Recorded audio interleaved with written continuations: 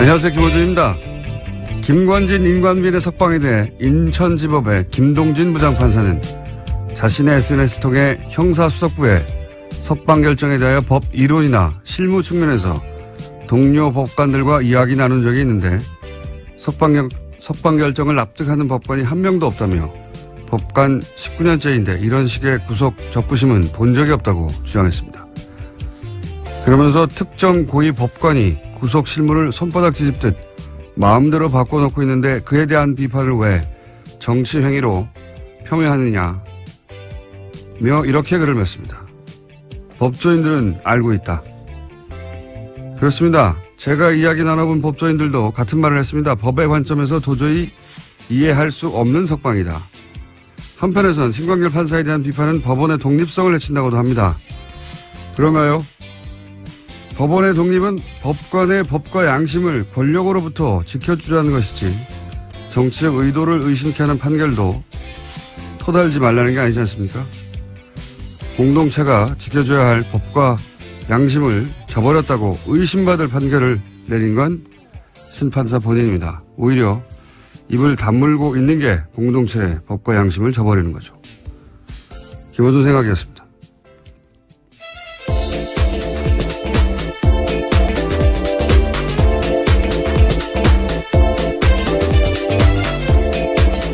시사인의 김은지입니다. 자, 월요일이니까 뭐가 많겠죠? 네, 뉴스가 많습니다. 뉴스가 많고, 예, 오늘 미니도 있고 게스트도 많습니다. 자, 오늘 속도를 좀 빨리 해서 달려가 보죠. 첫 번째 뉴스는 뭡니까? 네, 어제 사고가 있었습니다. 인천 영흥도 인근 해상에서 낚싯배가 급유선과 부딪힌 뒤 전복되는 사고가 있었는데요. 배에 탄 22명 중 13명이 숨졌습니다. 그리고 2명이 현재 실종 상태인데 밤새 실종자 수색에 나섰지만 아직까지 찾고 있지 못하고 있습니다. 해경은 어제 충돌 선박 선장과 선원 2명을 업무상 과실치사 혐의로 긴급 체포했습니다. 세월호 때와 이제 대처를 비교하려는 어쩔 수 없는, 예, 기자들의 어떤 속성 때문에 관련해서 굉장히 많을 수밖에 없는 뉴스예요. 예. 정상적인 정부라면 사실은 다를 수밖에 없고 대처가, 문재인 정부의 대처가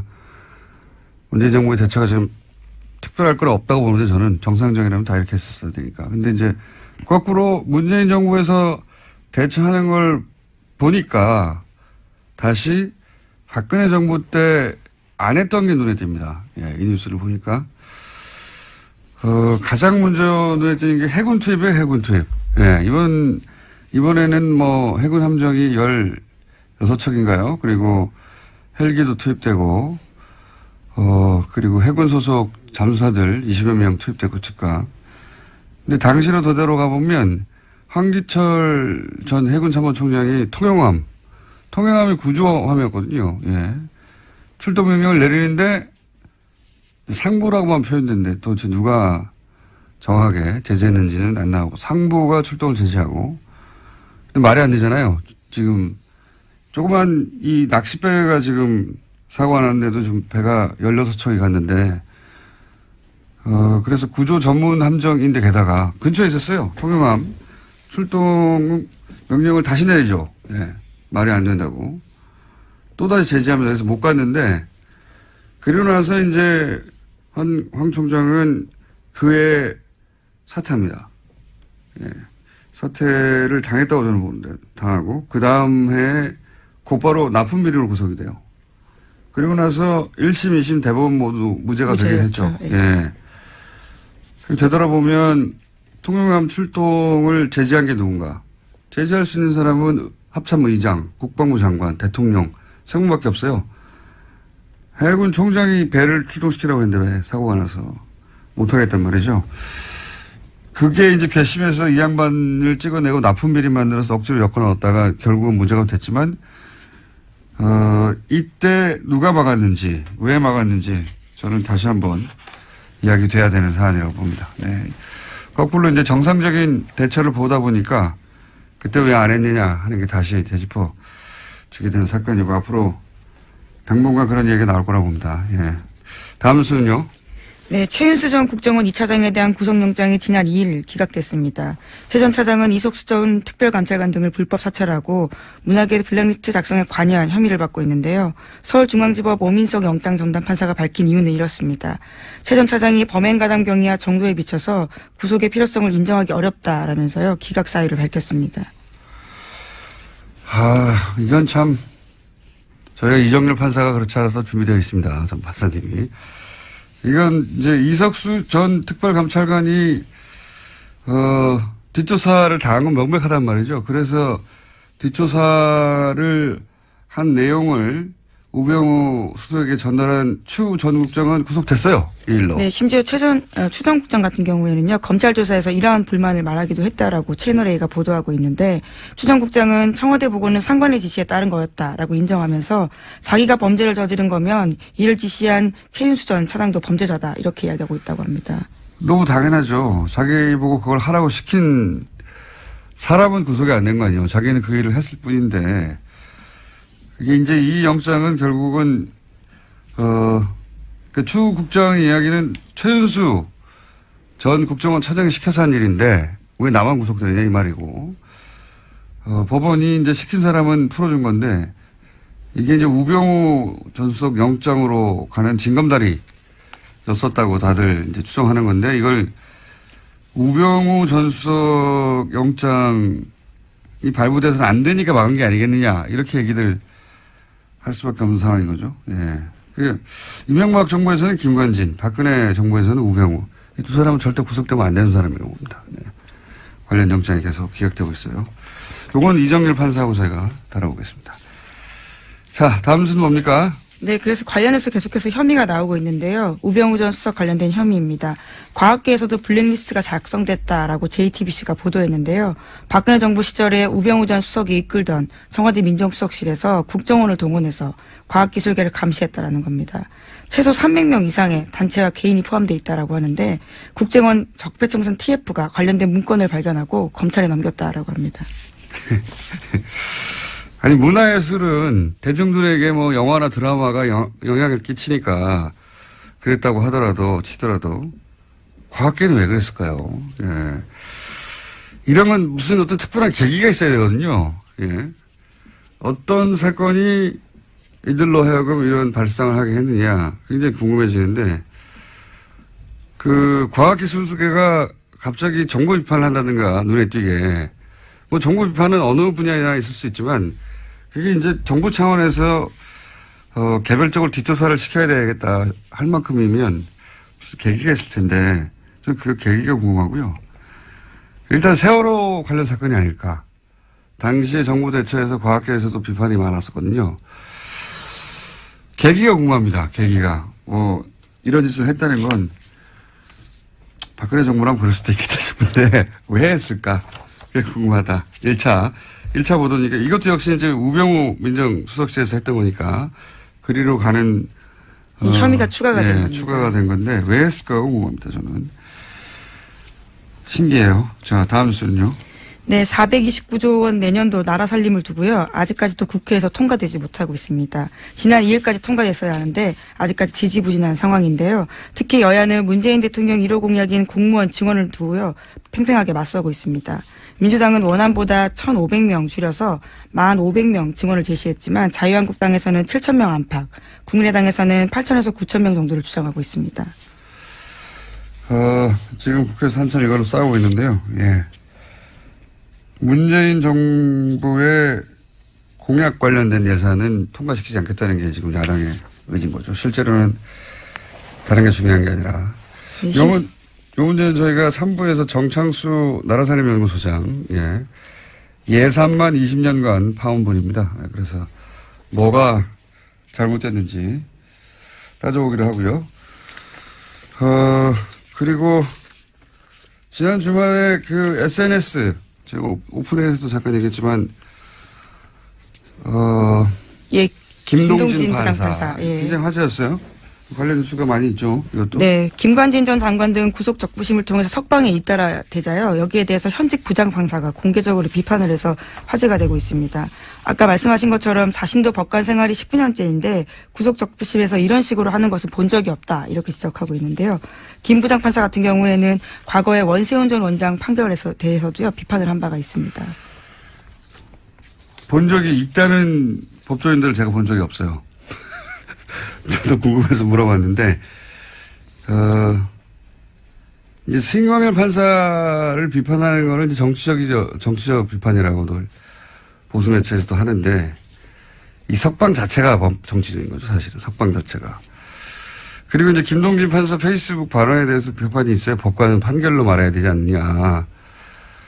법관이 맡은 개별 사건에 대해서는 판결문을 쓰니까, 그때 이제 판결로 하고 싶은 말을 하죠. 근데, 김관진, 임관빈 석방처럼 굉장히 중대한 정치 범죄인데 그걸 밝히는데 가장 중요한 피의자 2명을 풀어줬단 말이죠.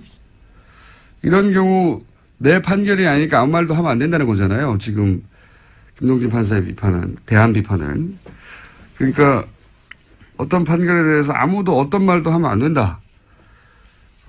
이걸 법관 독립이라고 얘기하는데 저는 이게 말이 안 된다고 보는 게 법관 독립이 어떤 판결에 대해서도 누구도 어떤 말도 하면 안 된다. 이 말이 아니잖아요. 이 말이 아니라 예전에 이제 법관 판결에 이제 권력이 또 영향력을 행사해 왔기 때문에 그걸 못하게 그런 영향력을 행사해서는 안 된다. 법관은 독립되어야 된다는 이야기인데 근데 이 신광열 판사의 석방은 법과 양심이 아닌 다른 이유로 그런 석방을 하지 않겠느냐. 이런 의심을 하는 거거든요. 그러니까 끊임없이 문제 제기를 거꾸로 해야 돼요. 그게 법관이 법과 양심이 아닌 다른 이유로 판결했다고 의심이 되면 그런 거 아니냐고 계속 이야기를 해야 그게 사회적인 압력이 되고 그래서 오히려 그게 사법부의 독립을 지키는 거죠. 예. 석방이 이상하다 계속 떠들어야 되는 사건인 겁니다. 이거 법과 양심 이해의 요소 아닙니까? 이런 판결 내는 거. 이렇게 계속 떠들어야 법관의 독립이 실제 유지되는 거죠. 이걸 못하게 하는 건 좀 말이 안 된다고 보는데 저희 그래서 김동진 판사에게 급히 어제 인터뷰 요청을 하였으나 거절당했습니다. 언젠가 한번 꼭 모시고 싶습니다. 다음 뉴스는 뭡니까?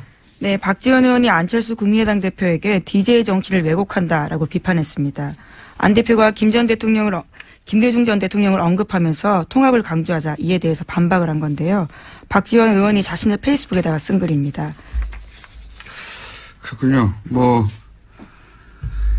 바른정당에 이어서 이제 그럼 국민의당은 어떻게 되냐 싶어서 뉴스가 많이 나오는데, 저 개인적인 생각인데, 개인적으로는 안철수 대표 호남계는 함께 가기 힘들 거라고 저는 봅니다. 왜냐하면은, 안 대표는 이제 호남 베이스의 정당만으로 집권이 불가능하다 이렇게 판단을 한 것 같고 그래서 탈호남 그리고 영남 베이스 유승민 결합을 해서 지방선거 이후에 자유한국당이 이제 존속되지 못할 거라고 보고 그때 소위 중도 보수 자리를 선점하고 있겠다 그런 거거든요. 그 자리 그래서 이제 영호남 화합하고 합리적 보수 또 바람이 새네 오늘 또 적자로 나서겠다 이런 그림이고 호남계는 왜 자기들이 그런 보수 정당의 미끄럼이 돼야 하느냐. 안철수 대권을 위해서 왜 우리가 그런 짓을 해야 하느냐 이거거든요. 예. 정치적 노선도 다르고. 이제 거기에 예로 들려진 게 김대중 전 대통령이었어요. 다시 한번 서로 이제 굉장히 목소리를 높인 건데요. 특히나 안철수 대표 같은 경우에는 당내에 김대중 전 대통령과 정치한 사람이 많은데 수건이 남북통일 아니었냐라면서 영호남 통합도 못하면서 남북통일 어떻게 하냐 이렇게까지 이야기했습니다. 그러니까요. 서로 말로 싸우고 있는데 결국은 헤어지게 되지 않겠는가. 호남계 쪽에서는 이제 안철수 대권을 위해서 희생할 생각이 없다 이런 거거든요. 예. 노선도 다르고 안철수가 그만한 인물도 아니다 이런 이야기를 하기 시작한 거죠. 예. 언제 어떻게 어떤 모양으로 헤어지냐 그것만 남은 거죠. 사실 근데 정치는 그게 전부예요. 타이밍과 명분. 시간이 벌써 다 됐네요. 이정열 판사 기다리고 있는데 자 제목만 짚고 몇 가지 넘어가죠. 네, 그러면 트럼프 소식부터 먼저 전해드리겠습니다. 트럼프 소식. 네. 네. 마이클 플린 전 백악관 국가안보보좌관이 러시아 게이트 특검 수사에서 유죄를 인정했습니다. 그러자 트럼프가 자신의 트위터에다가 남긴 글이 있는데요. 이것이 오히려 트럼프의 발목을 잡고 있습니다. 플린이 부통령과 연방수사국에 거짓말을 했기 때문에 내가 해임했다 이렇게 밝혔는데요. 오히려 합법적인 행동을 했는데 유죄를 인정받고 죄송합니다. 플린이 합법적으로 행동했는데도 유죄를 인정하고 감형받으려 하는 것이 부끄럽다 이렇게 이야기를 한 건데요. 그러니까 오히려 사법방해죄가 되는 게 아니냐라는 논란이 일고 있습니다. 이거 그냥 넘어가려고 그랬는데 시간이 짧아서 잠깐 얘기하고 넘어가야 되겠네. 이제 트럼프의 트위터가 이런 얘기거든요. 플린을 해고한 이유는 그가 거짓말했기 때문이다. 이제 미국 대통령 인수위 기간에 있었던 일은 합법적이었다. 이렇게 썼어요. 이게 아주 이상한 논리인데 이 기사만 봐서는 도대체 무슨 말인지 잘 모르게 기사를 썼어요. 보니까 저도 봤는데. 마이클 플린 국가안보보좌관인데 플리바게를 했습니다. 플리바게라는 게 이제 내 죄에 있으니까 죄 있다는 거 인정할 테니까 형량 좀 낮춰줘. 뭐 이런 플리바게를 했는데 그 말은 무슨 말이냐면 그 인수위 기간에 트럼프가 합법적이라고 했던 그 기간에 불법적인 일을 했다는 거거든요. 근데 트럼프가 이제 플린을 해고한 게 거짓말을 했기 때문이라고 했는데 이게 왜 이상한 논리냐면 트럼프 말은 플린이 불법이 있었던 것처럼 FBI 거짓말 했다는 거예요. 그 기간에. 네, 앞서서 그랬다라는 거죠. 불법이 있었던 것처럼 불법이 없었는데 트럼프가 트위터에서 하고 싶었던 말은 자기는 잘못이 없는데 플린이 마치 불법이 있었던 것처럼 자기를 모함했다. 이런 소리예요. 모함했다. 그래서 해고했다. 이런 논리 전개인데 자기가 잘못이 없다는 걸 트럼프는 강조하다 보니까 이게 논리가 꼬인 거예요. 왜 꼬인 거냐면 플린은 그때는 러시아 개입이 없었다고 주장했거든요. 그러다가 지금은 아니다. 있다고 바꾸는 중이에요. 그러니까 트럼프 논리대로 하면 러시아 개입이 없었다고 한 게 거짓말이 되는 겁니다. 그렇죠. 그래서 사법방해죄가 된다라는 지적이 나오고 있습니다. 러시아 개입이 있었다가 사실이라는 말이 되는 거예요. 트럼프의 말은. 이해가시나? 자가당착인데? 이해가 안 가실 수도 있어요. 말을 연속해서 바꾸다 보니까 스스로 발이 꼬이고 있는 겁니다. 예. 플린이 거짓말한 걸 트럼프가 알고 있었다는 것도 또 문제가 되는 거예요. 왜냐하면 트럼프는 자신이 조사를 하던 자신을 조사하던 FBI 국장이 있잖아요. 코미 국장. 해고했잖아요. 큰 문제가 됐는데, 그러니까 플린을 조사하던 코미를 해고했는데, 플린이 거짓말한 걸 알고 있었다는 것은 죄가 있는 플린을 조사하던 코미를 해고했으니까 FBI 사법 행위를 방해한 게 된 거죠.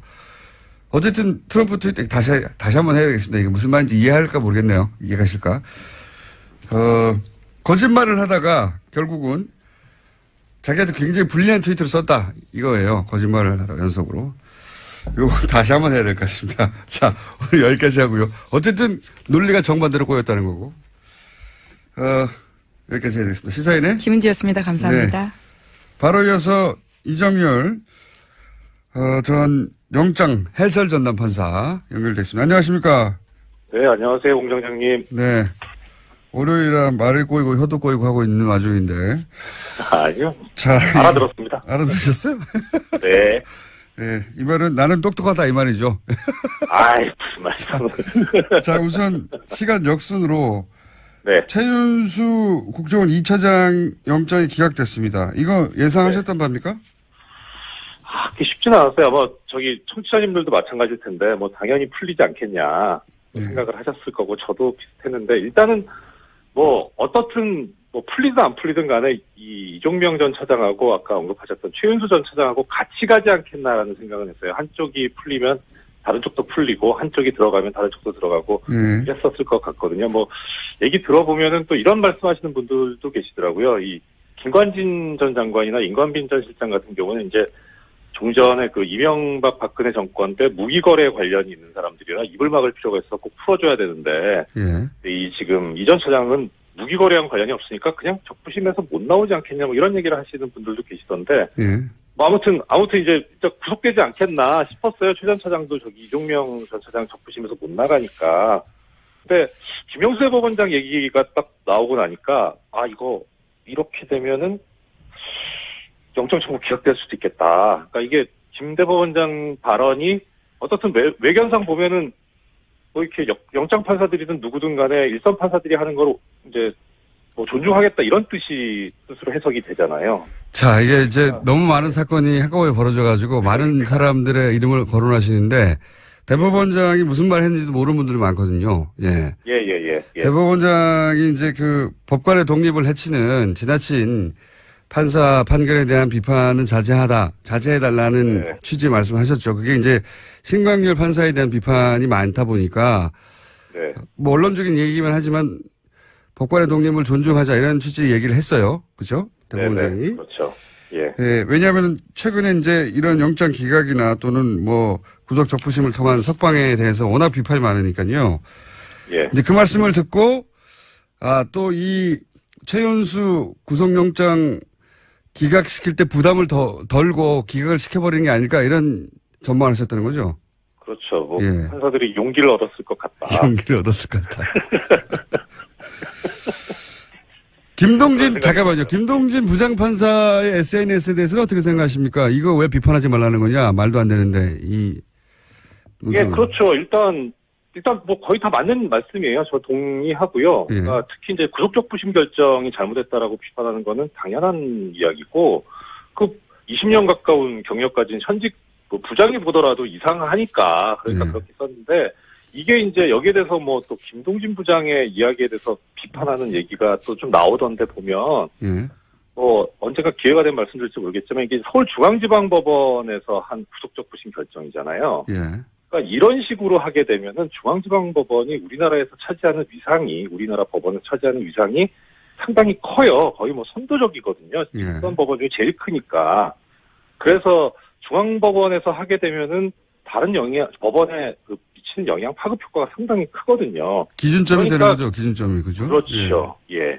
그래서 김동진 부장 입장에서 보면 지금 김동진 부장이 무슨 업무를 맡고 있는지까지는 제가 잘은 모르겠지만 어떻든 다른 판사들을 봤을 때 이게 지금 앞으로 구속적 부심이 이제 큰일 난 거예요. 긴급체포 위법하다고 이런 식으로 해버리면 뭐 심지어 이제 변호사 몇 분 만나보니까 변호사들 이제 신났다. 이런 식으로 밥 풀린다 이제. 신났다 뭐 이런 얘기 하더라고요. 예. 그러니까 김동진 부장 입장에서 보면은 이거 이제 자기들 업무하고 관련이 있는 거예요 이제는. 그러니까 단지 이게 뭐 무슨 뭐 법관은 판결로만 말했는데 이런 문제가 아닌 거죠. 자기하고 관련이 있어요. 그러니까 거기에 대한 비판은 전혀 타당하지 않고요. 그리고 그 이제 대법원장 발언에 대해서 김동진 부장이 또 얘기를 한 게 있던데 그 부분은 김 부장 같은 이제 뭐 양심적이고 정의로운 판사 입장에서는 사실 이 대법원장 발언이 좀 답답할 거예요. 언론이니까. 예. 그렇죠. 예, 뭐 적폐청산이 시급한데 언제 지금 이런 거 지금 뭐 이렇게 옹호해선 되겠느냐 이렇게 생각이 드는데 그거는 내부에서 이제 그 김 부장 같은 그런 그 견해일 것 같고 언제 시간이 있으면 말씀드리겠지만은 제가 보기에는 크게 뭐 염두에 둘 만한 이야기는 아니지 않나 싶거든요. 그냥 원론을 얘기했을 뿐이다. 네, 그렇죠. 그리고 그렇게 얘기할 수밖에 없는 상황이고요. 또 그 대법원장 입장에서는 그러니까 크게 뭐 염두에 둘 필요는 없고 오히려 그 대법원장 얘기 중에 이제 뭐 정치적인 그 목적을 가지고 이렇게 법관의 판단에 대해서 비난하는 건 옳지 않다 이렇게 하고 있는데 정치적인 목적 갖고 있으면 안 되죠. 예. 그런데 우리 같은 일반인들은 정치적인 목적이 없잖아요. 그러니까 하면 되죠. 열심히 하면 되죠. 아니, 근데 석방 자체가 정치적 의도를 가지고 한 게 아니냐고 의심받는 거 아닙니까? 법리로 이해가 그렇죠. 안 되니까. 예. 맞습니다. 이미 석방이 정치적인데 그걸 비판하는 게 안 된다는 건 말이 안 되는 것 같고요. 예. 네. 시간이 있을지 모르겠다고 계속 말씀하셨는데 시간이 있은 적이 없어요, 저희가. 그러게요. 오늘은 그러면 간단하게 하나만 정리를 하고 내일이나 모레 다시 하죠, 또. 네, 알겠습니다. 연결해서 하겠는데. 예. 이 최윤수 국정원 2차장을 이제 기각될 거라고 예상했던 사람들의 이때가 계속 기각됐던 게 우병우 전 수석과 관련된 건 다 기각됐으니까 네. 이 구속영장 청구도 기각될 거라고 이렇게 생각을 했단 말이죠. 이건 이제 법리는 모르고 예. 계속 이어진 정치적 상황 속에서 그렇게 예상을 했는데 법리적으로 볼 때 최윤수 국정원 2차장을 기각하는 게 맞는 겁니까? 여기까지만 딱 하고 다음 시간에 다시 하죠. 더 말씀드리면 잘못됐죠. 아까도 말씀하셨지만, 영장 기각 이유를 보면, 가장 중요한 게 이제 피의자의 범행 가담 정도와 경위에 비추어서 구속하기는 이제 적당하지 않다는 거잖아요. 근데 추국장은 부하 직원인데 구속됐잖아요. 똑같은 일을 했는데. 그러니까요. 그러니까 도대체 어느 정도 돼야 이 가담 정도와 경위가 중하다고 보는 거냐라는 건데. 근데 말씀드린 대로 그 형평성에도 안 맞고 그래서 잘못된 건데 어떻든 해놨으니까 이게 참 이제 앞으로 어떻게 될 것인가도 보면 우병우 전 수석 같은 경우에는 본인도 체념한 것 같았거든요. 숙명이라면 받아들이겠다 이런 말도 했잖아요. 예. 그래서 거의 다 이제 구속이 이번엔 되는 거구나 싶었던 것 같은데요. 네. 그죠? 그렇죠. 왜냐면 그런데 이렇게 되니까 부하 직원이 구속됐는데 상사는 풀어줄 수 없다는 게 본인도 법조인 출신인데. 예. 그렇죠. 그렇게 생각했을 텐데 의외로 풀어주니까 깜짝 놀랐을 것 같아요. 그렇죠. 그런 것 같아요. 그랬을 것 같아요. 그래서 일단은 맞고 틀리고를 떠나서 이번 최 전 차장 영장 기각 결정만 놓고 본다면 이 가담 정도가 제일 높은 사람이 누구냐 했을 때 이걸 전부 다 박근혜 전 대통령한테 밀어버린다면 우 전 수석도 사실 또 영장 기각될 가능성이 있죠. 그렇게만 보면. 그래서 지난번 집행유예로 나왔던 이영선 그렇죠. 이영선 행정관이 집행유예로 나와버렸잖아요. 시경 1년 있다가 집행유예로 나왔는데 그때 논리가 결국은 다 대통령 지시에 따랐기 때문에 집행유예로 풀려났거든요. 그런 논리로. 그렇죠. 그래서 그거 보고 저는 걱정했어요. 다 이렇게 밀어버리지 않을까. 맞습니다. 그 문제는 이제 그 재판을 한 재판부가 나중에 박근혜 전 대통령의 재판까지 하게 된다면 논리가 일관돼야 되니까. 그거는 큰 문제가 어쩌면 안 될 수도 있어요. 왜냐면 결국은 박근혜 전 대통령이 다 시킨 거 아니냐 이렇게 가면 되니까. 박근혜 전 대통령 빠져나가기 힘들다 보고 다른 관계자들 등의 중요 관계자들 이렇게 빼고 있는 게 아닐까. 이런 의구심을 일반인들이 갖는 거죠. 그렇죠. 자, 오늘은 여기까지 한번 해보고요. 그 외에도 사실 많아요. 구속 적부심이 누구는 석방되고 누구는 석방 안 되고 이런 일이 계속 벌어지고 있거든요. 네. 그러니까 저는 김동진 부장판사도 열받은 것 같아요. 우리 보고 어떻게 하라는 거냐 앞으로 그러면. 그렇죠. 어떤 기준으로 하라는 거냐. 당장 사건 밀려올 겁니다. 엉망진창이 되고 있는 거죠 지금. 동의합니다. 맞습니다. 자, 여기까지 하고요. 나머지 누가 석방되고 누가 석방 안 됐는지 이런 일이 왜 벌어졌는지는 내일 또 다시 연결하겠습니다. 오늘 말씀 여기까지 듣겠습니다. 감사합니다. 고맙습니다. 유진우 기자 나왔습니다. 안녕하십니까? 안흥구 전 대구지방국세청장님 나오셨습니다. 안녕하십니까? 안녕하십니까? 소개를 꼭 다시 해야 되나 싶긴 한데 두 분을 어쨌든 두 분이 나와 계시고 오늘 또 이제 얘기할 내용은 좀 오래된 내용인데 다시 되짚어 볼 필요가 있습니다. 왜냐하면 여기에 또 비자금이 또 동원됐다는 의혹이 있기 때문에 뭐냐면은 이명박 전 대통령의 사저 그리고 박근혜 전 대통령의 사저 내곡동 땅이죠. 그리고 평창 땅이고 요 두 사저에는 공통점이 있다.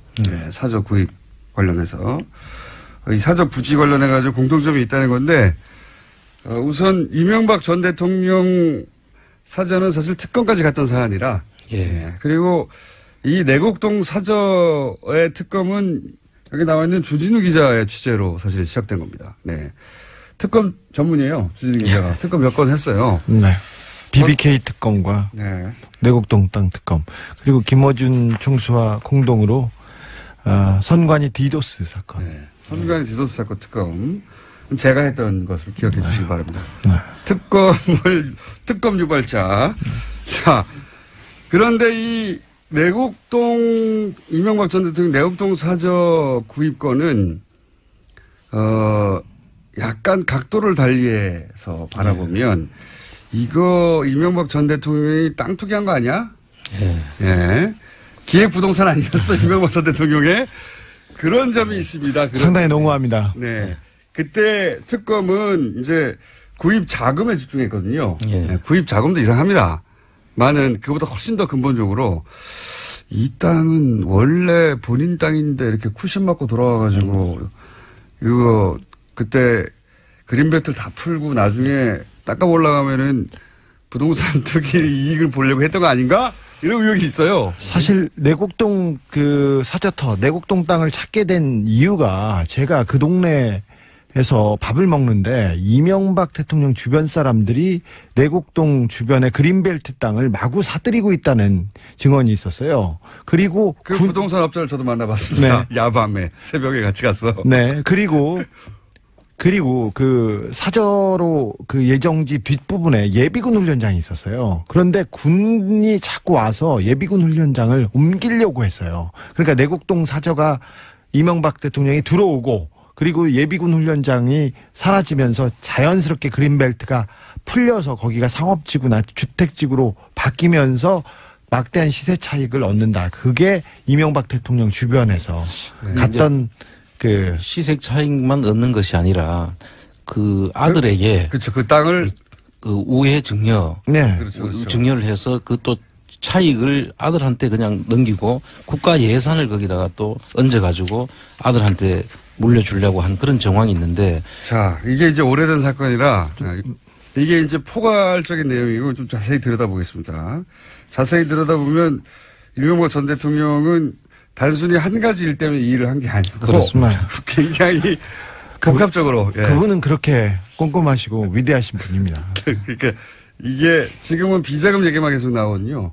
그 땅 구입할 때 돈을 누가 줬대는데 그 사실이 아니라는데 이런 얘기만 나오는데 그건 제껴놓고 그것도 한 덩어리 있습니다. 그 이전에 이 땅은 이명박 전 대통령의 임기 중 마지막 기획부동산이 아니었나 싶은 의혹이 있어요. 이 땅은 2004년과 2005년 박안무개 씨가 매입합니다.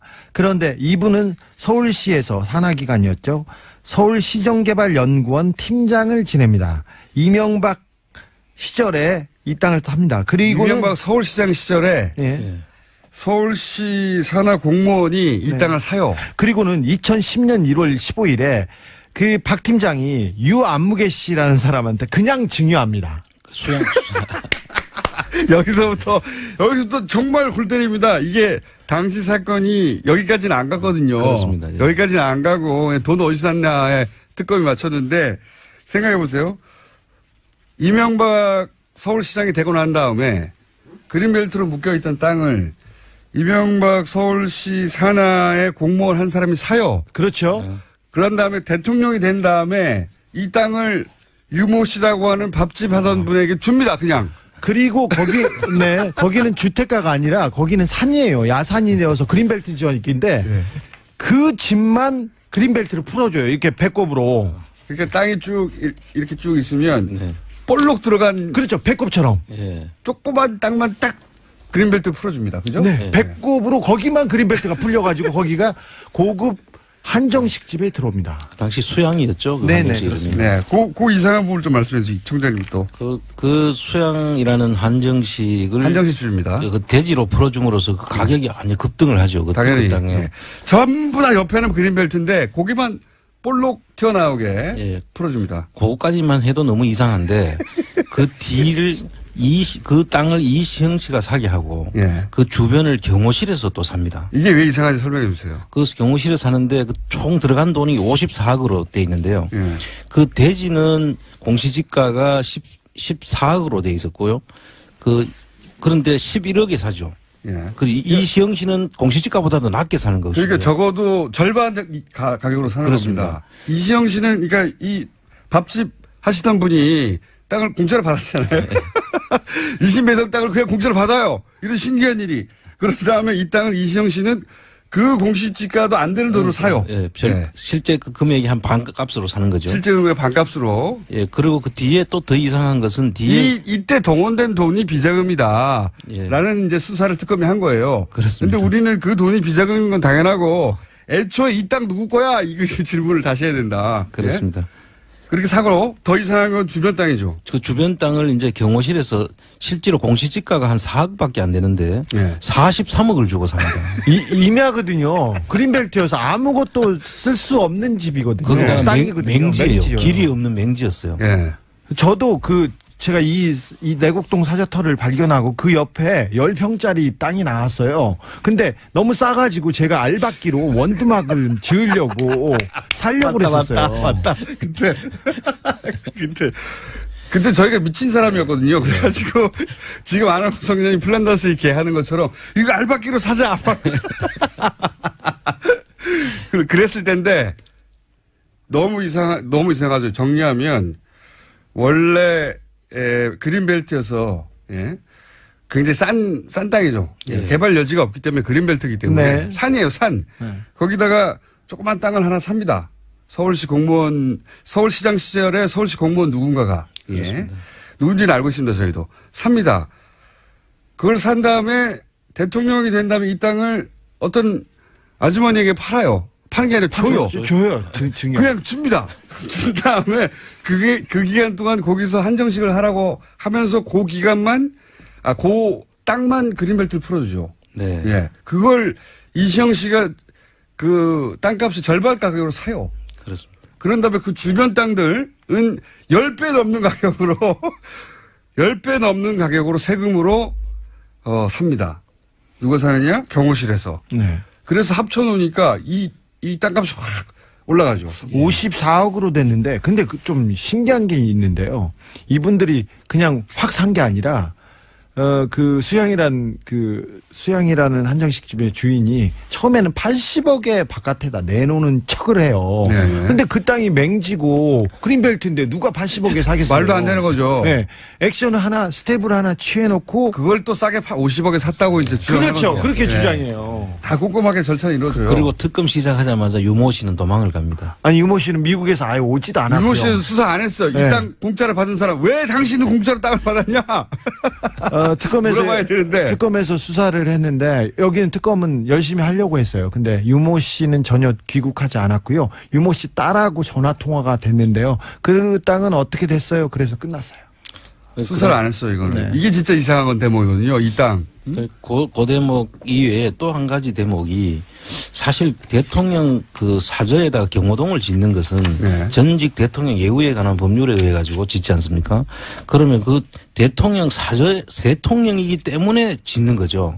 그런데 대통령 아들이 딴 땅에다가 사저 경호동을 짓는다는 것은 있을 수 없는 일이죠. 네, 이거 유사일에 처음이었을 겁니다. 증여 어차피 사서 지을 거 아들한테 줘야 되니까 증여세 회피 이게 논란이 있었죠. 사전 증여죠. 그것도 있죠. 그러니까 아들이 산 땅은 아주 싸게 사고 네. 나머지 땅들은 크게 비싸게 샀어요. 정부 돈으로. 근데 정부 돈으로. 그러면 생각해 보시면 아들은 정부 돈으로 주변 땅을 높은 가격으로 산 것을 증여받게 되는 건 나중에. 그렇습니다. 만약 이게 특검에 안 들어갔다면 증여받게 되는 것이었고 여기서 끝나면 모르겠는데 이 땅이 나중에 그린벨트를 풀 거다. 예. 대통령 왜냐하면 대통령 사저니까 당연히 풀어줘야 되죠. 대통령이 왔다 갔다 해야 되잖아요. 예. 주변들도 다 왔다 갔다 해야 되고. 그래서 그러면 이 내곡동 땅이 땅값이 확 원래 그린벨트로 묶여있던 게 그린벨트를 풀면서 확 올라갔을 때 누가 이득을 보느냐. 그 주변 땅 소유자들이죠. 그 주변 땅 소유자들의 혹시 이명박 친인척이 없느냐. 이미 이상득 씨가 농장을 하고 있어요. 농원 500m 거리에서. 그리고 오세훈 전 시장 부인도 거기서 큰 땅을 가지고 있는데 더더욱이 그 주변에 땅 거래가 많았습니다. 그런데 이명박 대통령 주변에서 가차명으로 다 많이 샀어요. 수서, 내곡동, 세곡동 일대를 다 샀어요. 그러니까요. 예. 그래서 이렇게 보십시오. 하나는 아들에게 세금으로 집 좋은 걸 장만해서 물려준다는 게 그렇죠. 그런 계획이 하나 있고 그다음에 그 땅의 그 가치를 높여가지고 예. 이미 사 놓았던 그렇습니다. 가족들 친인척의 시세 차익을 크게 올린다는 계획 하나. 예? 근데 이게 언제부터 시작됐냐? 서울시장 취임할 때 이미 시작된 거 아니냐. 이렇게 계획성 있고 이렇게 부지런한 사람들이 있습니다. 네. 그래서 이명박 대통령 관련해서는 항상 1차 방정식이 아니고 고차 방정식으로 풀어야 되기 때문에. 한 세 가지 종류의 이득을 동시에 얻을 수 있는 그런 의혹이 있는 게 이명박 전 대통령의 사전 매입이에요. 여기에 이제 물론 그 동원됐던 돈도 다 비자금이라고 하는 의혹들이 많죠. 예, 그 돈 얘기를 조금 해야 되는데 2013년 5월 24일입니다. 원래 5월 23일이라고 했다가 거짓말이 들통나서 죄송합니다. 거짓말이 들통나서 5월 14일로 바뀌었는데 특검에서 이제 이렇게 그 얘기를 했어요.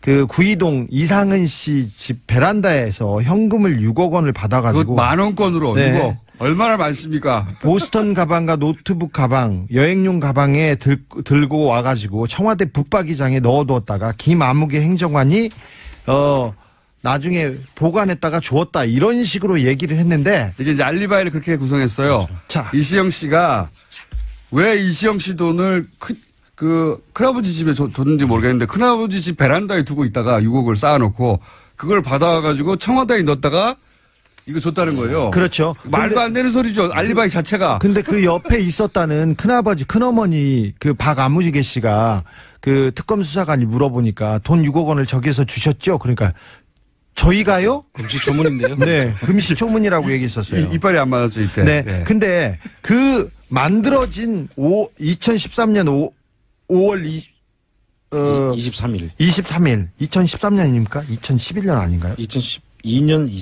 23일. 별로 안 중요합니다. 네. 어쨌든 그런 날이 자, 있어요. 5월 24일 돈을 받았다는 그날, 이상은 씨가 베란다에서 돈을 줬다는 그날, 이상은 씨는 서울 구이동에 있지 않고 그때 경주에 있었어요. 그러니까. 예. 경주에 있었고, 이시영 씨, 이명박의 아들 이시영 씨도 그때 그 자리에 없었어요. 그 증언을. 돈을 준 사람과 받은 사람 둘 다 서울에 없었어요. 없었는데 그 증거를, 그 알리바이를 만들어 옵니다. 고속도로 통행증도 만들어 옵니다. 이 부분에 대한 증언과 증거는 차후에 저희가 공개하겠습니다. 이 당시 큰어머니가 저한테 받았대요? 이렇게 말해요. 예. 그 서울에 있었던 큰엄마는 준 적이 없다고 하고 줬다고 하는 큰아버지하고 받았다는 이시영 씨는 서울에 없었어요. 그 자리에 아예. 없었어요. 그래서 예. 그 6억의 비자금 문제가 또 최근에 진선미 의원이 밝힌 힐스테이트 전세금 예. 그 6억 4천입니까? 그거 저희가 다 해놨어요. 그때 몇 년 전에 저희가 다 했어요. 잠깐만요. 이거 이명박 대통령까지밖에 못했는데 거의 시간이 다 됐어. 오늘은 이야기를 마무리를 아니 해서 시작도 안 했는데 박근혜 대통령까지 못 갔는데 아니 시작도 안 했잖아요 지금. 박근혜 대통령까지 못 갔는데 3부에서 10분 저희가 더 하고 일단 박근혜 대통령 공통점까지는 얘기해야지 이게 마무리가 되는 거 아니겠습니까? 네. 주진우 기자, 안홍근 총장님 3부에서 10분 더 보겠습니다. 이 사전은 이명박 전 대통령이 서울시장 시절에 서울시 공무원 모 씨가 이 땅을 삽니다. 예, 거기서부터 시작됩니다. 그리고 요 땅만 이게 이제 산 바로 아래인데 요 땅만 딱 잘라가지고 그린벨트를 서울시장 시절에 풀어줘요. 그리고 나서 이 땅을 유모 씨에게 이 서울시 공무원이 증여를 그냥 줍니다. 아무런 친인척 관계도 아닌데 땅을 공지시가만 해도 10억이 넘는 땅을 그냥 증여를 해버려요. 그리고 나서 이 땅에서 식당을 쭉 하다가 이명박 대통령 임기 말에 이 땅을 이시영 씨가 삽니다. 시세의 절반도 안 되는 가격으로 삽니다.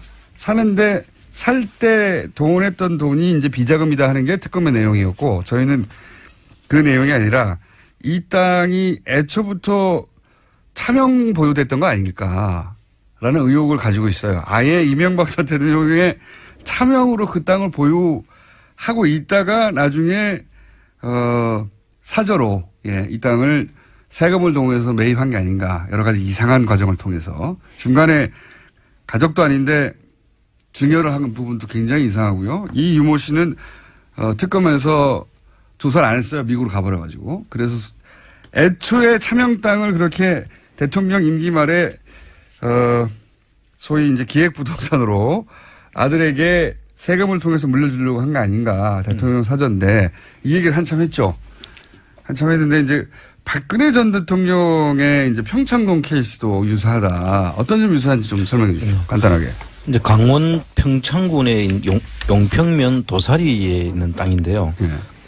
최초에는 그 땅이 한 7만 평 되는데 그 땅을 최초에는 그 정윤회와 최순실 양 사람 명의로 정윤회가 3, 그다음 최순실 7이었던 그 지분 구조를 가지고 자, 이게 도입했던 거죠. 이제 박근혜 전 대통령의 땅이 아니었던 공통점 그리고 예. 주변인의 소유를 있었던 거죠 지금. 그렇습니다. 그런데 그 땅을 이제 정윤회 씨와 그 최순실 씨가 이혼을 하면서 정윤회 씨가 가지고 있던 3을 전부 다 정유라 씨한테 주죠. 예. 그리고 최순실 씨가 가지고 있던 70% 중에서 20%를 또 정유라한테 줘가지고 예. 정유라와 최순실 씨가 5대5로 예. 이걸 소유하고 있는 땅인데 땅인데. 그 JTBC에서 한번 밝혔지만 유상영 씨라는 그 최순실 씨 그 일 봐주던 친구가 있지 않습니까? 일 봐주는 사람으로 최순실한테 마지막까지 남아있던 사람이 유상영, 김수현이라는 사람인데 그 중에서는 그래도 머리를 조금 썼던 사람입니다.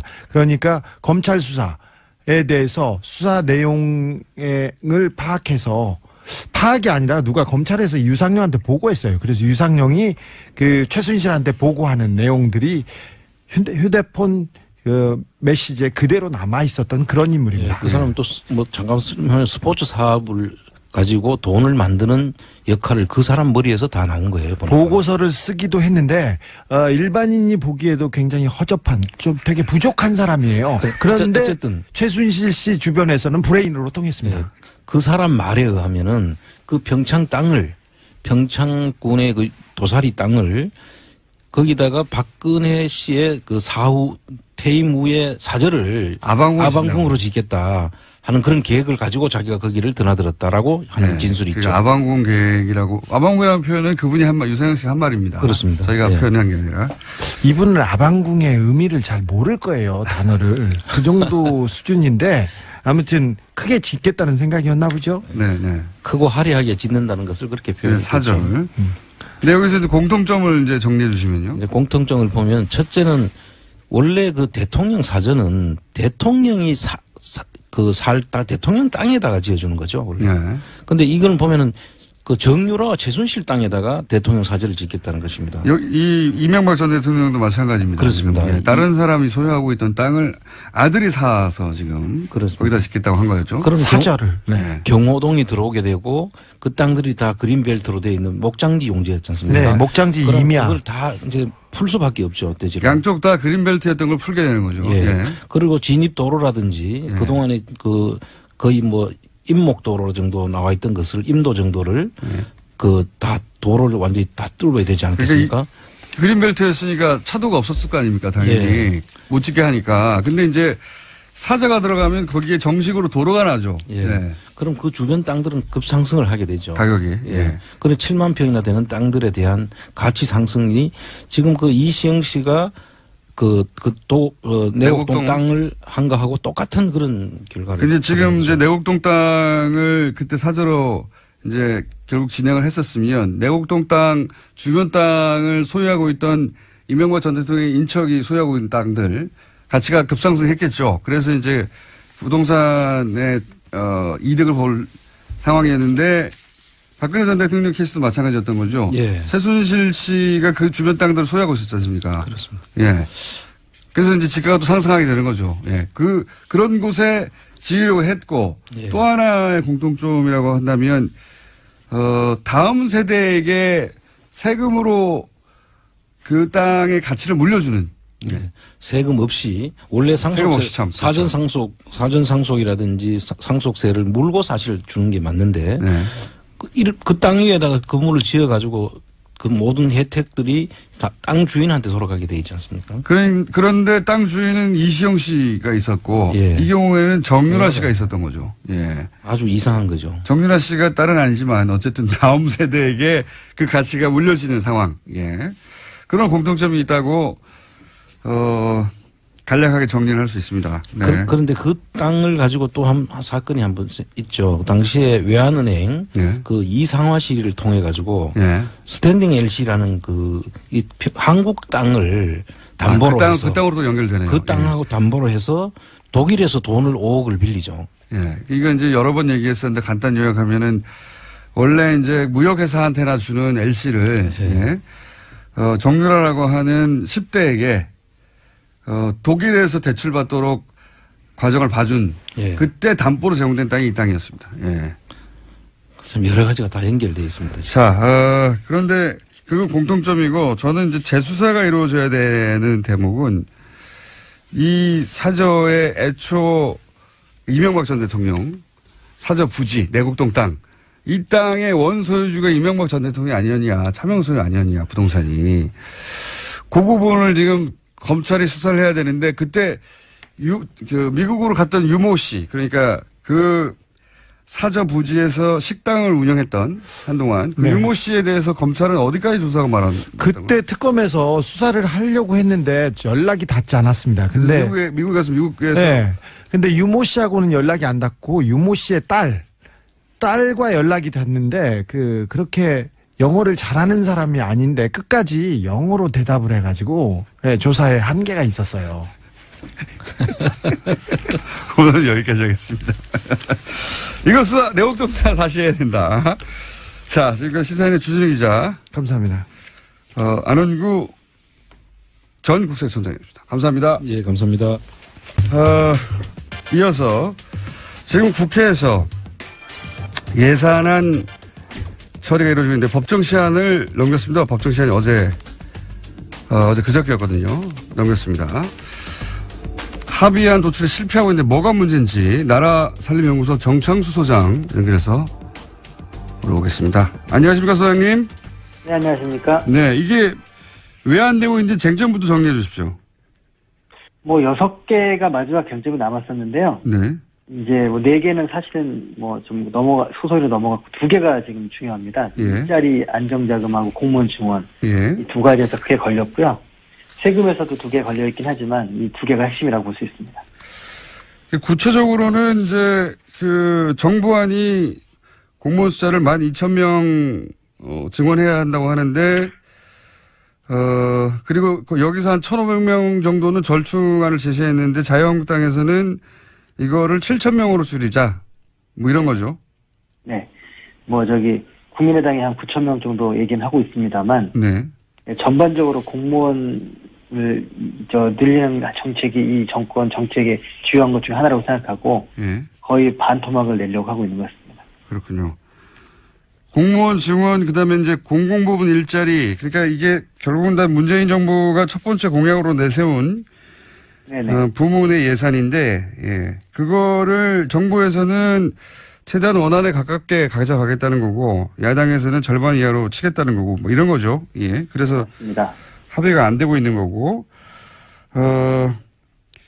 그리고 자유한국당에서 특히 대폭 삭감을 주장하는 부분도 어떤 게 있습니까? 구체적으로 들어가서 복지 재원 이쪽 부분을 특히 많이 잘라내려고 하던데. 그러니까 이제 이 공무원은 돈도 돈이지만 이제 그 숫자 최저임금 관련해서 지원하는 3조 원 되는 부분들에 대해서 예. 이 부분을 최대한 줄이고 또 내년에 한해서만 지원하는 걸로 하자고 하는 제 주장입니다. 근데 지금 정부 여당 입장에서는 이게 그 이후에 어떻게 될지 모르는데 내년 한 해로 한정된다는 건 굉장히 위험하다 이렇게 지금 보고 있습니다. 그렇군요. 이게 구체적으로 들어가면 이제 한도 끝도 없는 얘기인데,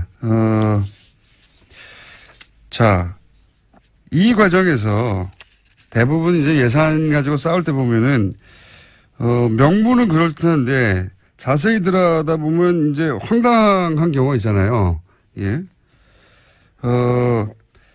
관전을 쭉 하셨는데 황당하게 삭감된 예산 혹은 이거는 잘 삭감됐다는 예산 좀 구분해서 어떤 게 있습니까? 일단은 전 그게 그런 것 같습니다. 첫 번째는 저희 아동수당이나 기초연금 같은 경우에 예. 지금 이제 반대하는 논리가 선거 이후에 하자는 거거든요. 선거 이후에.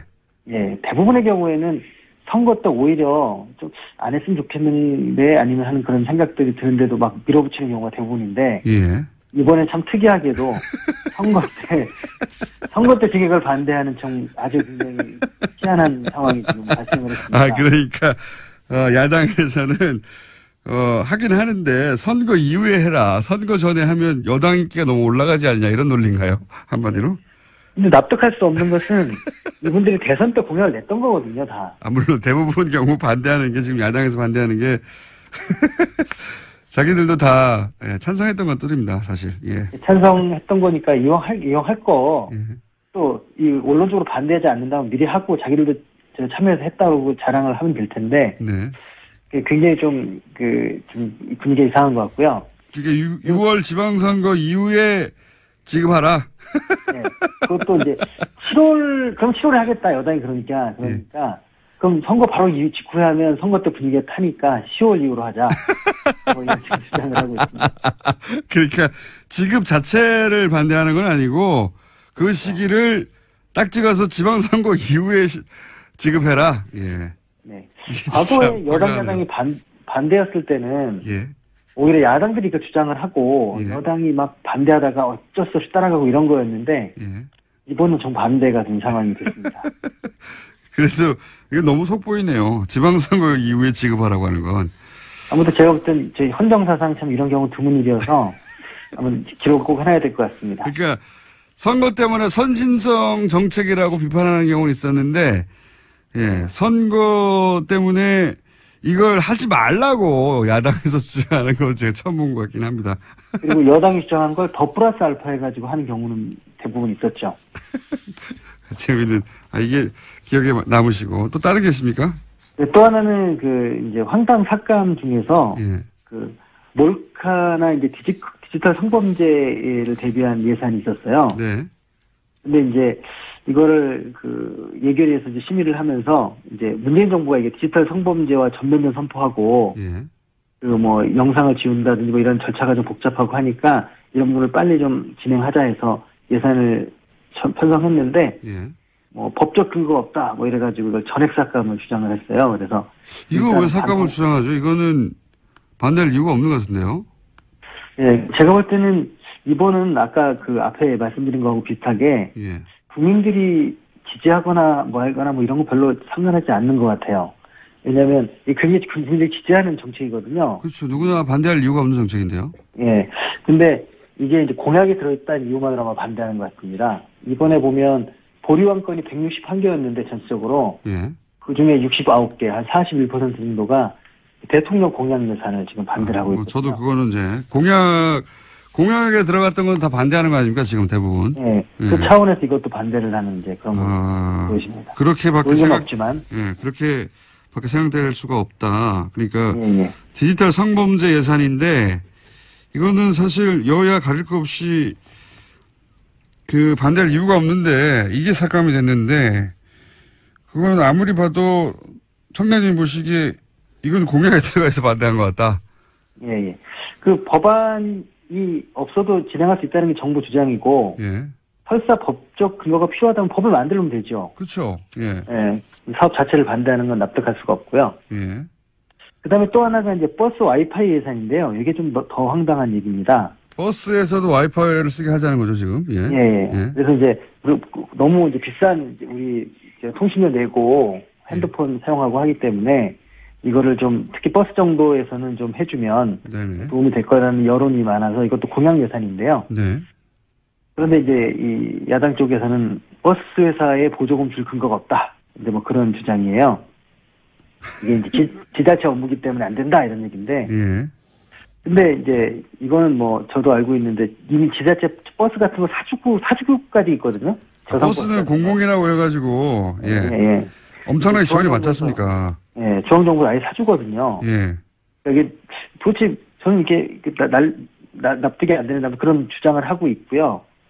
이제 그런데 거기에 나온 얘기가 더 이제 재밌는 얘기가 많은데 뭐냐면 이게 속기록에 보면 예. 왜 반대하는지 이유가 나와요. 예.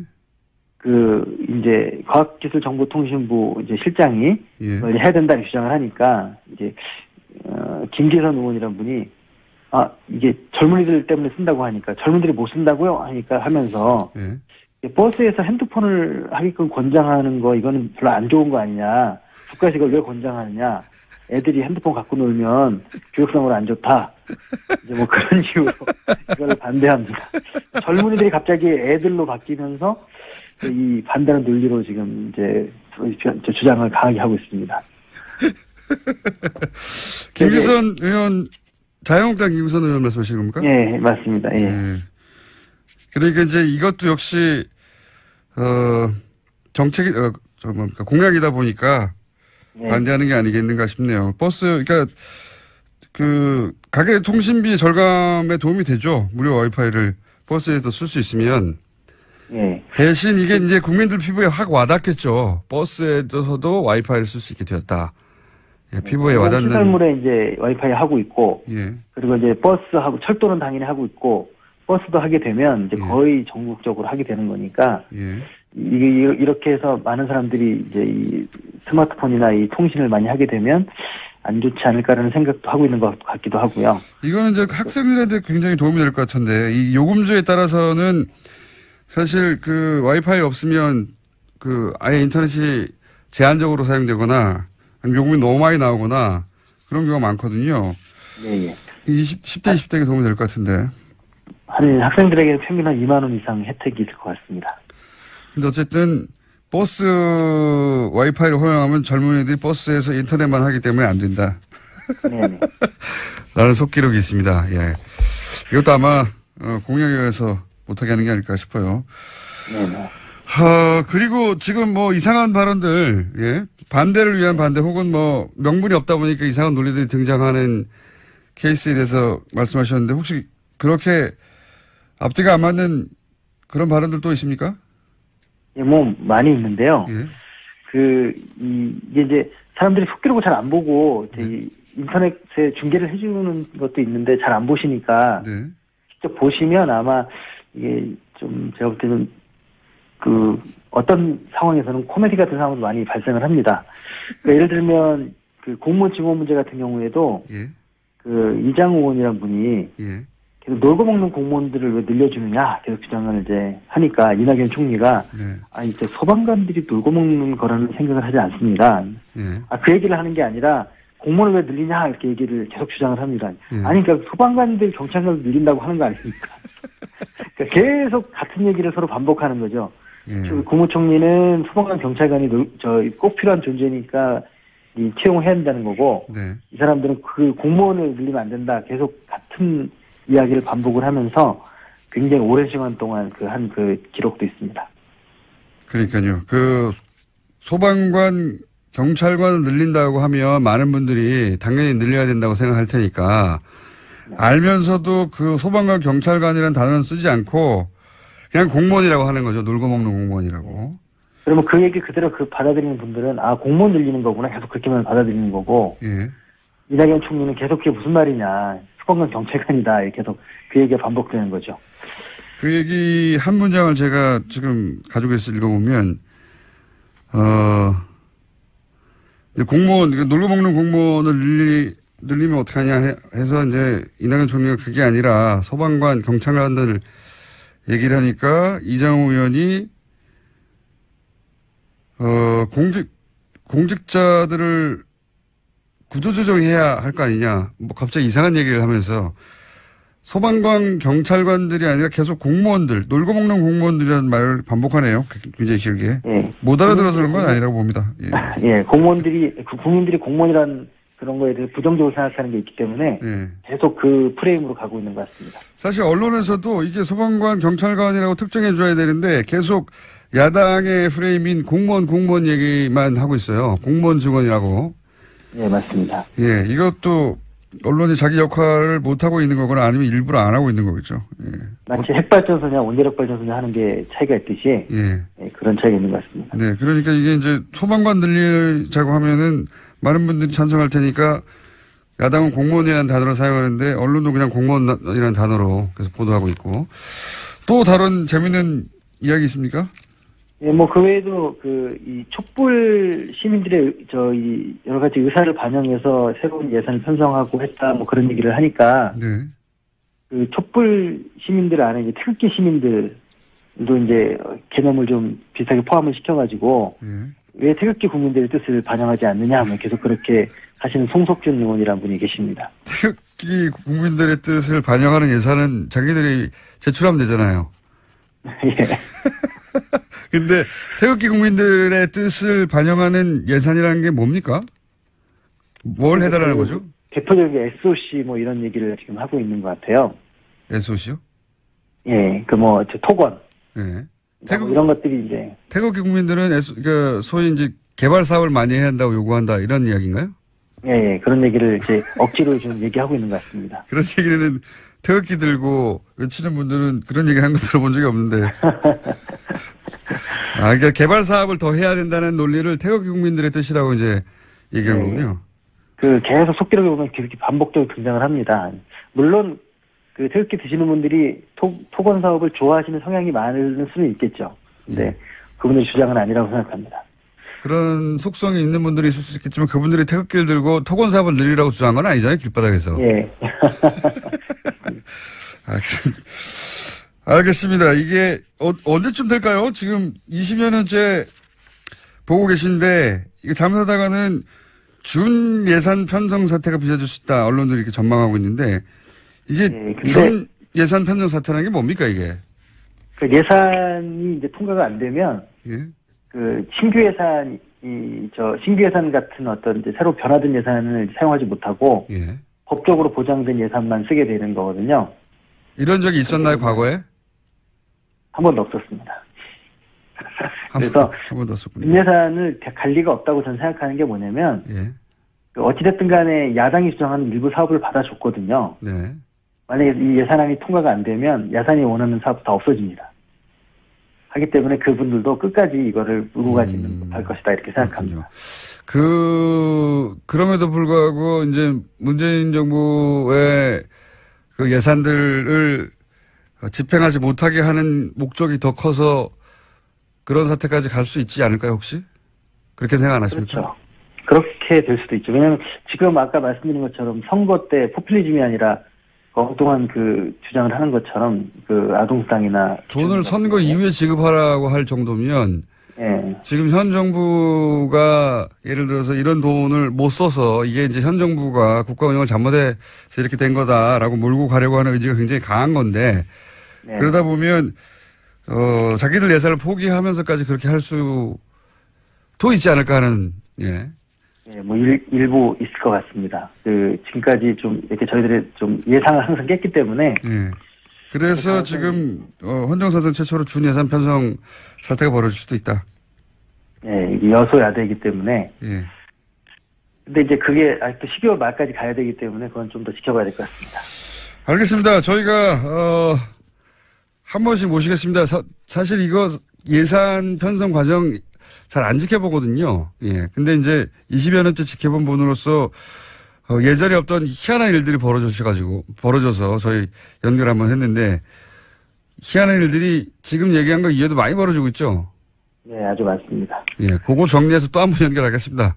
다음 주에. 오늘 여기까지 하겠습니다. 감사합니다.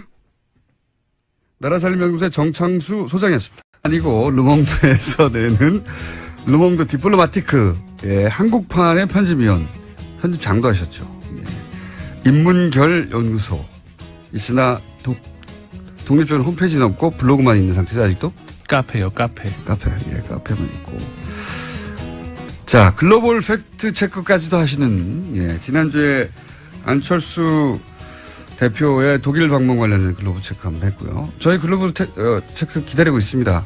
근데 이런 분들이 응답을 잘 안 해서 금방 안 되는데 정치인들이 만났다고 하는 이제 상대 고위 관료나 인사들 있지 않습니까?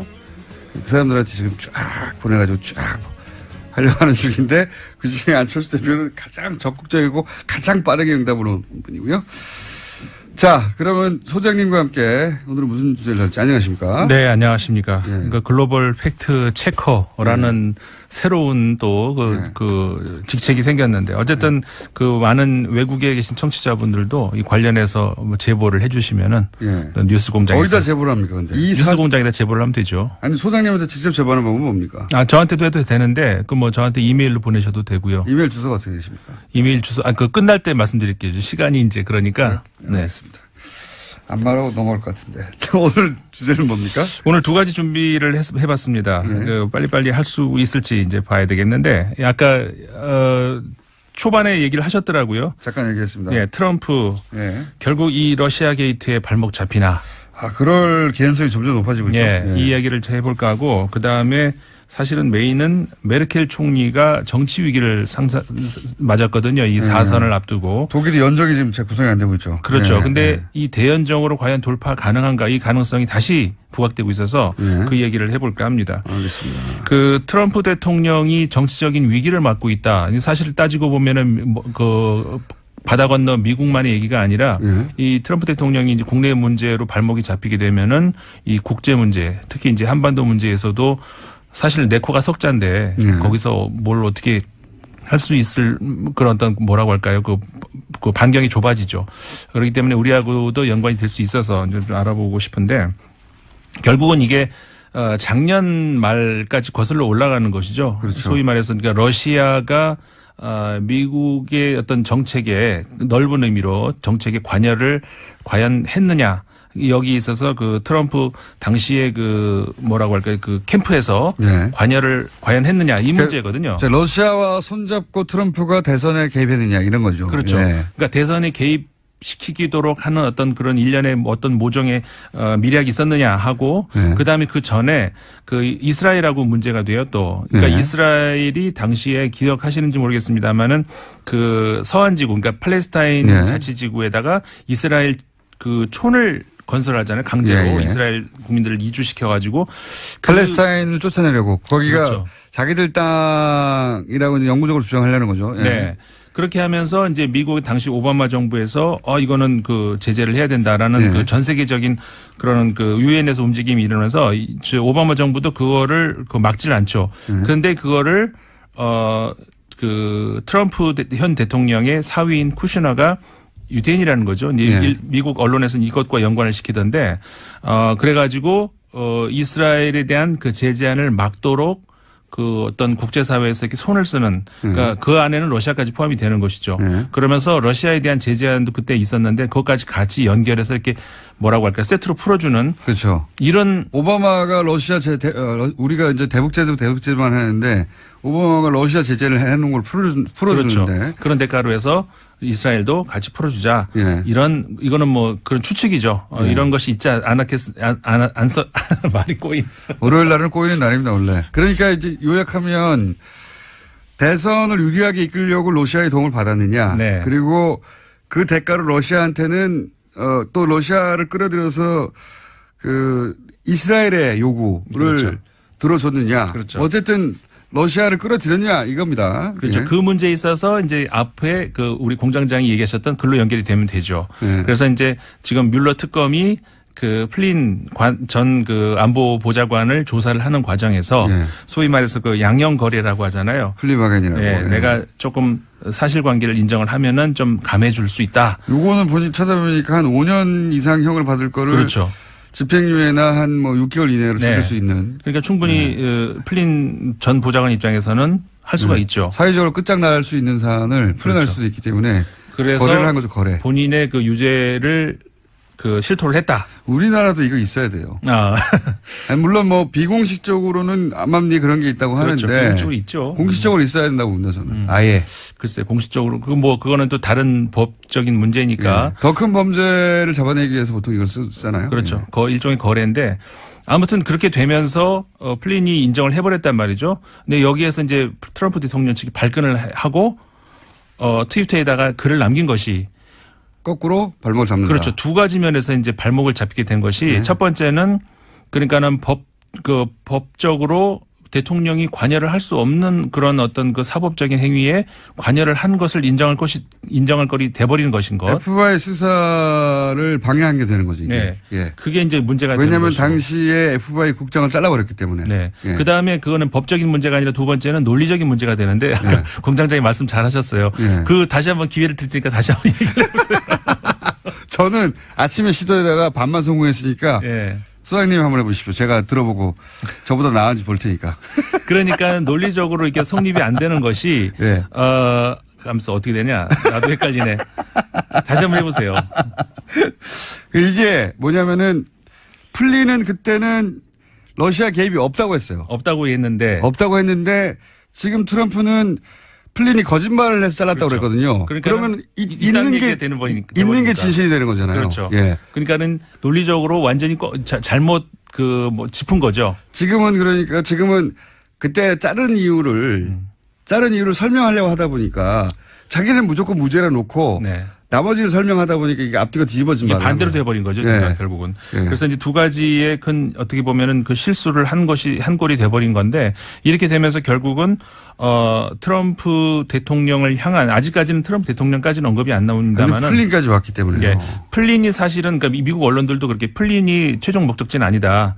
그 다음에는 그 트럼프의 그다음 장남, 사위. 그다음 사위 쿠시너까지. 쿠시너. 예. 그쪽으로 이제 몸통이 일단은 거기다. 근데 실제 몸통이 거기겠습니까? 이제 트럼프 대통령까지 가겠죠. 근데 그거는 뭐 추측이고. 사위 정도는 제가 보기엔 틀림없이 협업 처리 될 거라고 봅니다. 그렇죠. 사위는 쿠시너는 그 분명히 이번 다음 차례가 이제 그렇게 될 거고 특검에 불려갈 겁니다.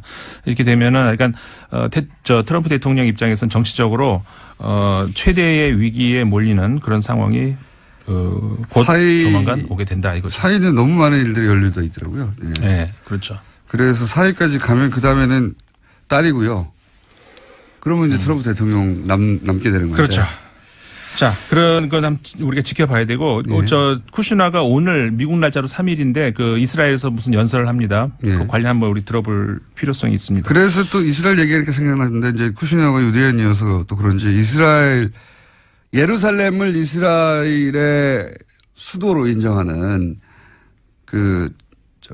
트럼프 대통령이 수도로 인정하려고 하는 수도로 하려고 하는 그런 시도가 또 있죠. 이것도 큰 문제가 되고 있어요. 네, 그 문제가 또 옆으로 번지니까 일단 거기까지 우리가 보기로 하고 그 다음에 그 독일 이야기를 해봐야 되겠습니다. 빨리 안 나오는데 하시겠습니까? 네, 해야죠. 그래도 시도해보죠. 예.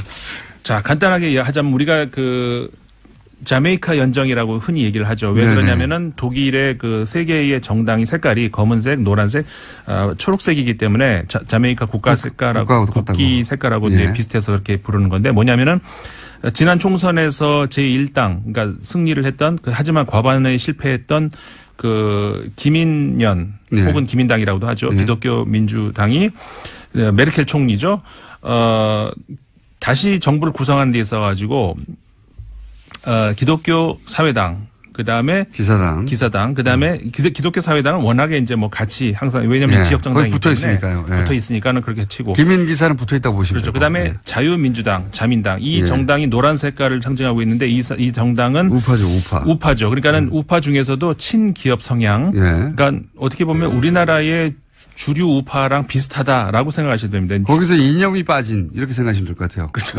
이념이 빠지고 그러니까는 굉장히 극단적인 자유주의를 주장하는 어떤 그런 쪽에 이제 속하는 것이고, 그러니까는 그 세데우 그러니까는 기민당보다 더 약간 오른쪽에 가 있다. 오른쪽에 있는. 그 다음에 또 하나의 정당이 이제 녹색당이거든요. 이제 문제가 여기서 생기는데 친한강. 세데우 기민당을 가운데 두고서 자민당하고 녹색당하고 이게 좌우로 양쪽에 서로 좀 안 맞는 정당이거든요. 그걸 묶어서 지금 연정을 하려고 하는데 그게 실패를 했죠. 여러 가지 실패한 이유가 일단 에너지 문제에 있어서 그 핵 발전은 이제 폐기하기로 2030년까지 폐기하기로 됐지만 이 화석 연료를 2020년까지 폐쇄를 하느냐 안 하느냐 문제에 있어서 자민당과 녹색당이 전혀 맞질 않죠.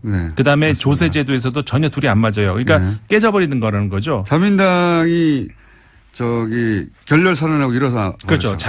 재밌는 게 자민당이 먼저 결렬 선언을 했어. 난 녹색당이 먼저 할 줄 알았는데 아무튼 이렇게 되면서 정치적인 위기를 맞았죠. 선거를 다시 해야 되느냐 이런 문제까지 왔는데 독일은 참고로 잘 모르시는 분도 있으니까 독일은 한 5개, 6개 정당이 항상 원내에 진출해 있거든요. 그렇죠. 독일식 정당 명부제 때문에 지지율 만큼 받기 때문에 항상 연정을 안 하면은 사실 구성이 안 돼요. 구성이 안 돼요. 다수당이 구성이 안 되니까 그래서 이제 이번에도 하려고 그랬고 2차 대전 이후에 항상 구성해 왔는데 처음으로 연정 구성에 실패했다. 그렇죠. 위기다 이런 거죠. 그래서 위기다 이런 얘기를 나왔는데 30초 남았습니다. 그래서 마지막으로 남은 제일 가능성이 있는 것이 제1 야당인 3인당과 대연정을 한마디로 말해서 이건 우리가 대연정이라고 하는 것이죠. 왜냐하면 규모가 크거든요, 얘네들은. 여당하고 제1 야당하고 연정을 하니까 이렇게 되면은 과연 그럼 가능할 것인가. 근데 3인당 입장에서는 이게 불가능하다 생각된 것이 할 때마다 대연정이 참여할 때마다 지지율이 떨어졌어요. 그렇죠. 자기 지지자들을 배반하는 거니까. 그렇죠. 지금 이런 상황입니다. 이번에는 어떻게 가능성이 더 높아 보이는 것이 이거 아니면 길이 없다. 임상훈 소장이었습니다. 감사합니다. 안녕. 이제 신광열 판사를 비판하는 거는 이제 정치적 비판이라고도 보수 매체에서도 하는데 이 석방 자체가 정치적인 거죠, 사실은. 석방 자체가. 그리고 이제 김동진 판사 페이스북 발언에 대해서 비판이 있어요. 법관은 판결로 말해야 되지 않느냐. 법관이 맡은 개별 사건에 대해서는 판결문을 쓰니까 그때 이제 판결로 하고 싶은 말을 하죠.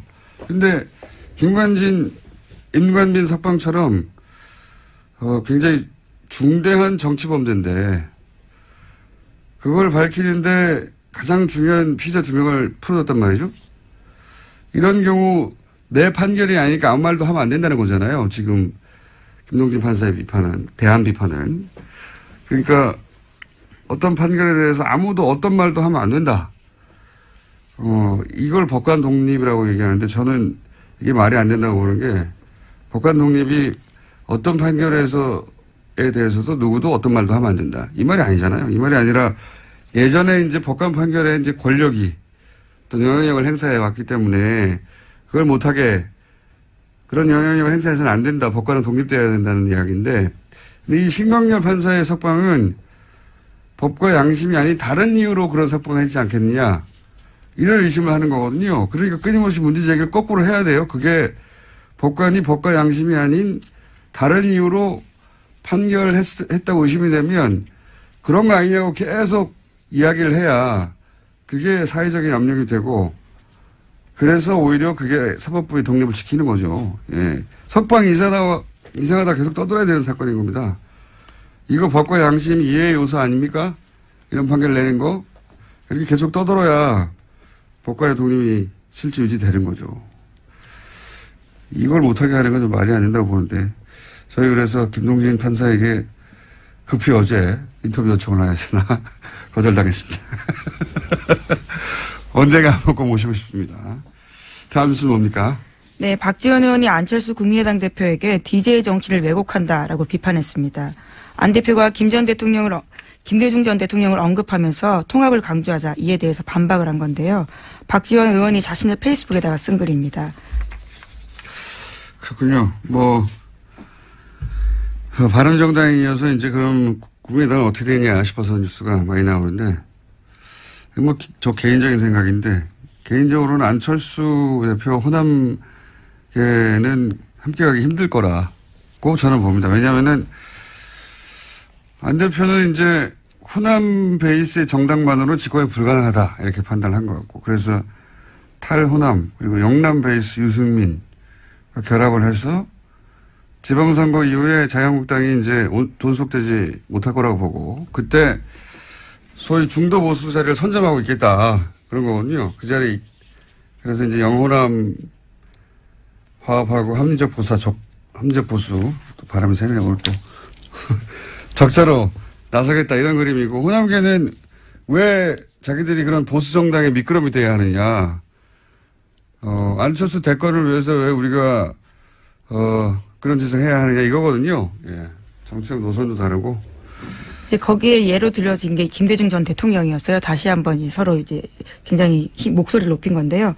특히나 안철수 대표 같은 경우에는 당내 김대중 전 대통령과 정치한 사람이 많은데 수건이 남북통일 아니었냐라면서 영호남 통합도 못하면서 남북통일 어떻게 하냐 이렇게까지 이야기했습니다. 그러니까요. 서로 말로 싸우고 있는데 결국은 헤어지게 되지 않겠는가. 호남계 쪽에서는 이제 안철수 대권을 위해서 희생할 생각이 없다 이런 거거든요. 예. 노선도 다르고 안철수가 그만한 인물도 아니다 이런 이야기를 하기 시작한 거죠. 예. 언제 어떻게 어떤 모양으로 헤어지냐 그것만 남은 거죠. 사실 근데 정치는 그게 전부예요. 타이밍과 명분. 시간이 벌써 다 됐네요. 이정렬 판사 기다리고 있는데, 자 제목만 짚고 몇 가지 넘어가죠. 네, 그러면 트럼프 소식부터 먼저 전해드리겠습니다. 트럼프 소식. 네. 네. 마이클 플린 전 백악관 국가안보보좌관이 러시아 게이트 특검 수사에서 유죄를 인정했습니다. 그러자 트럼프가 자신의 트위터에다가 남긴 글이 있는데요. 이것이 오히려 트럼프의 발목을 잡고 있습니다. 플린이 부통령과 연방수사국에 거짓말을 했기 때문에 내가 해임했다 이렇게 밝혔는데요.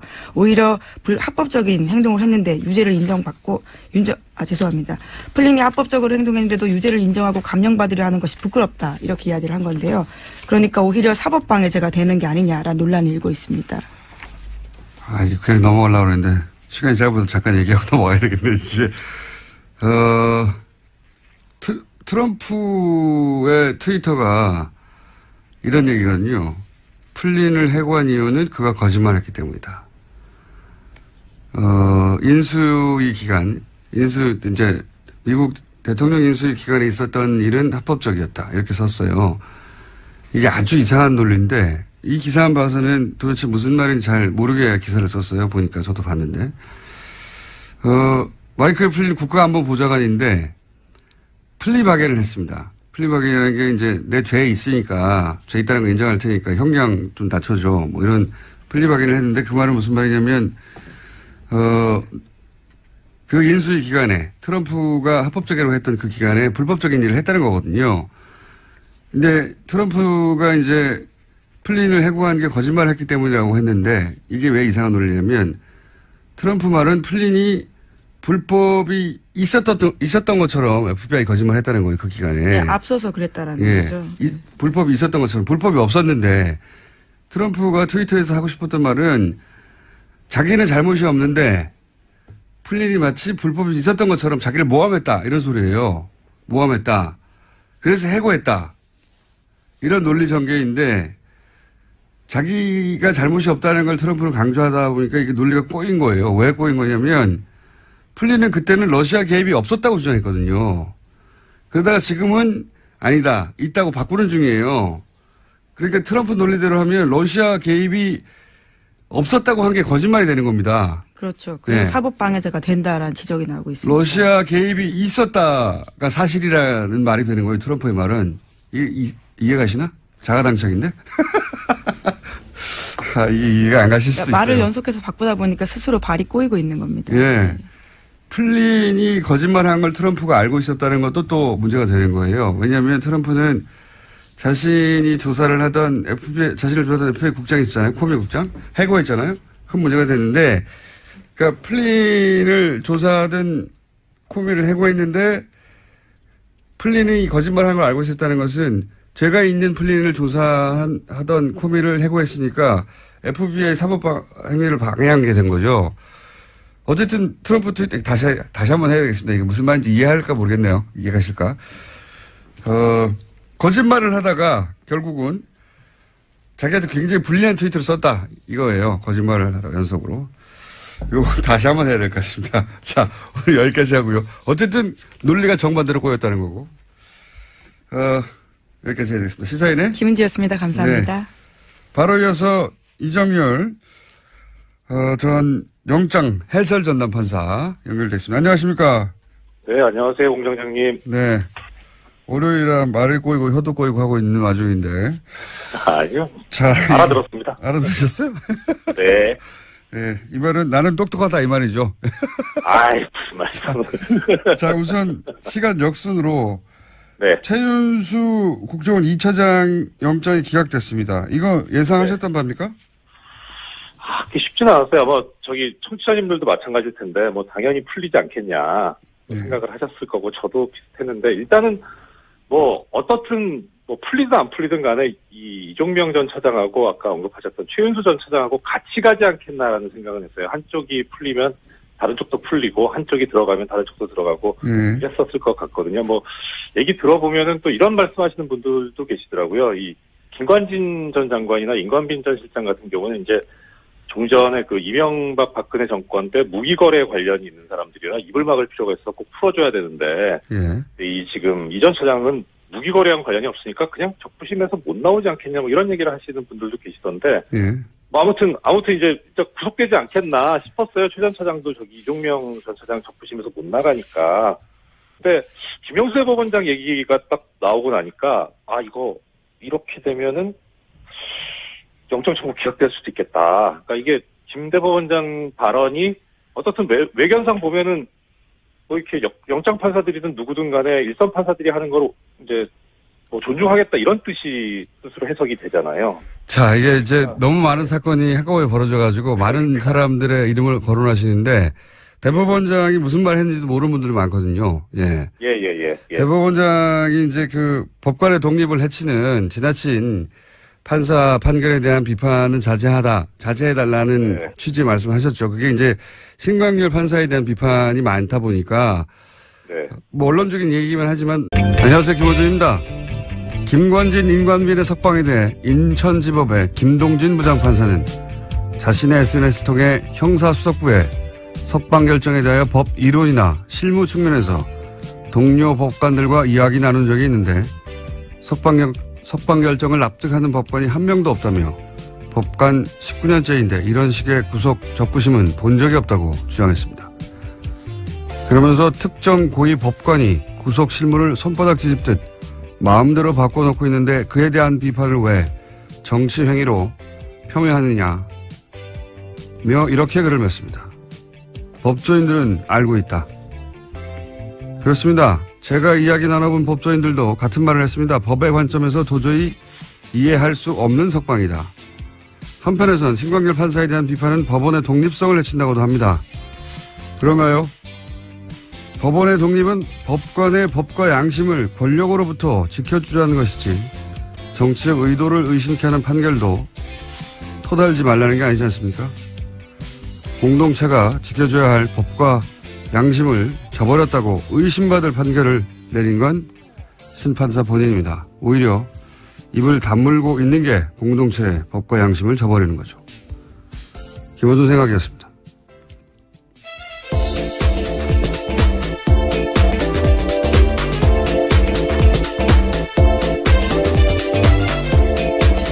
시사인의 김은지입니다. 자, 월요일이니까 뭐가 많겠죠? 네, 뉴스가 많습니다. 뉴스가 많고, 예, 오늘 미니도 있고 게스트도 많습니다. 자, 오늘 속도를 좀 빨리 해서 달려가 보죠. 첫 번째 뉴스는 뭡니까? 네, 어제 사고가 있었습니다. 인천 영흥도 인근 해상에서 낚싯배가 급유선과 부딪힌 뒤 전복되는 사고가 있었는데요. 배에 탄 22명 중 13명이 숨졌습니다. 그리고 2명이 현재 실종 상태인데 밤새 실종자 수색에 나섰지만 아직까지 찾고 있지 못하고 있습니다.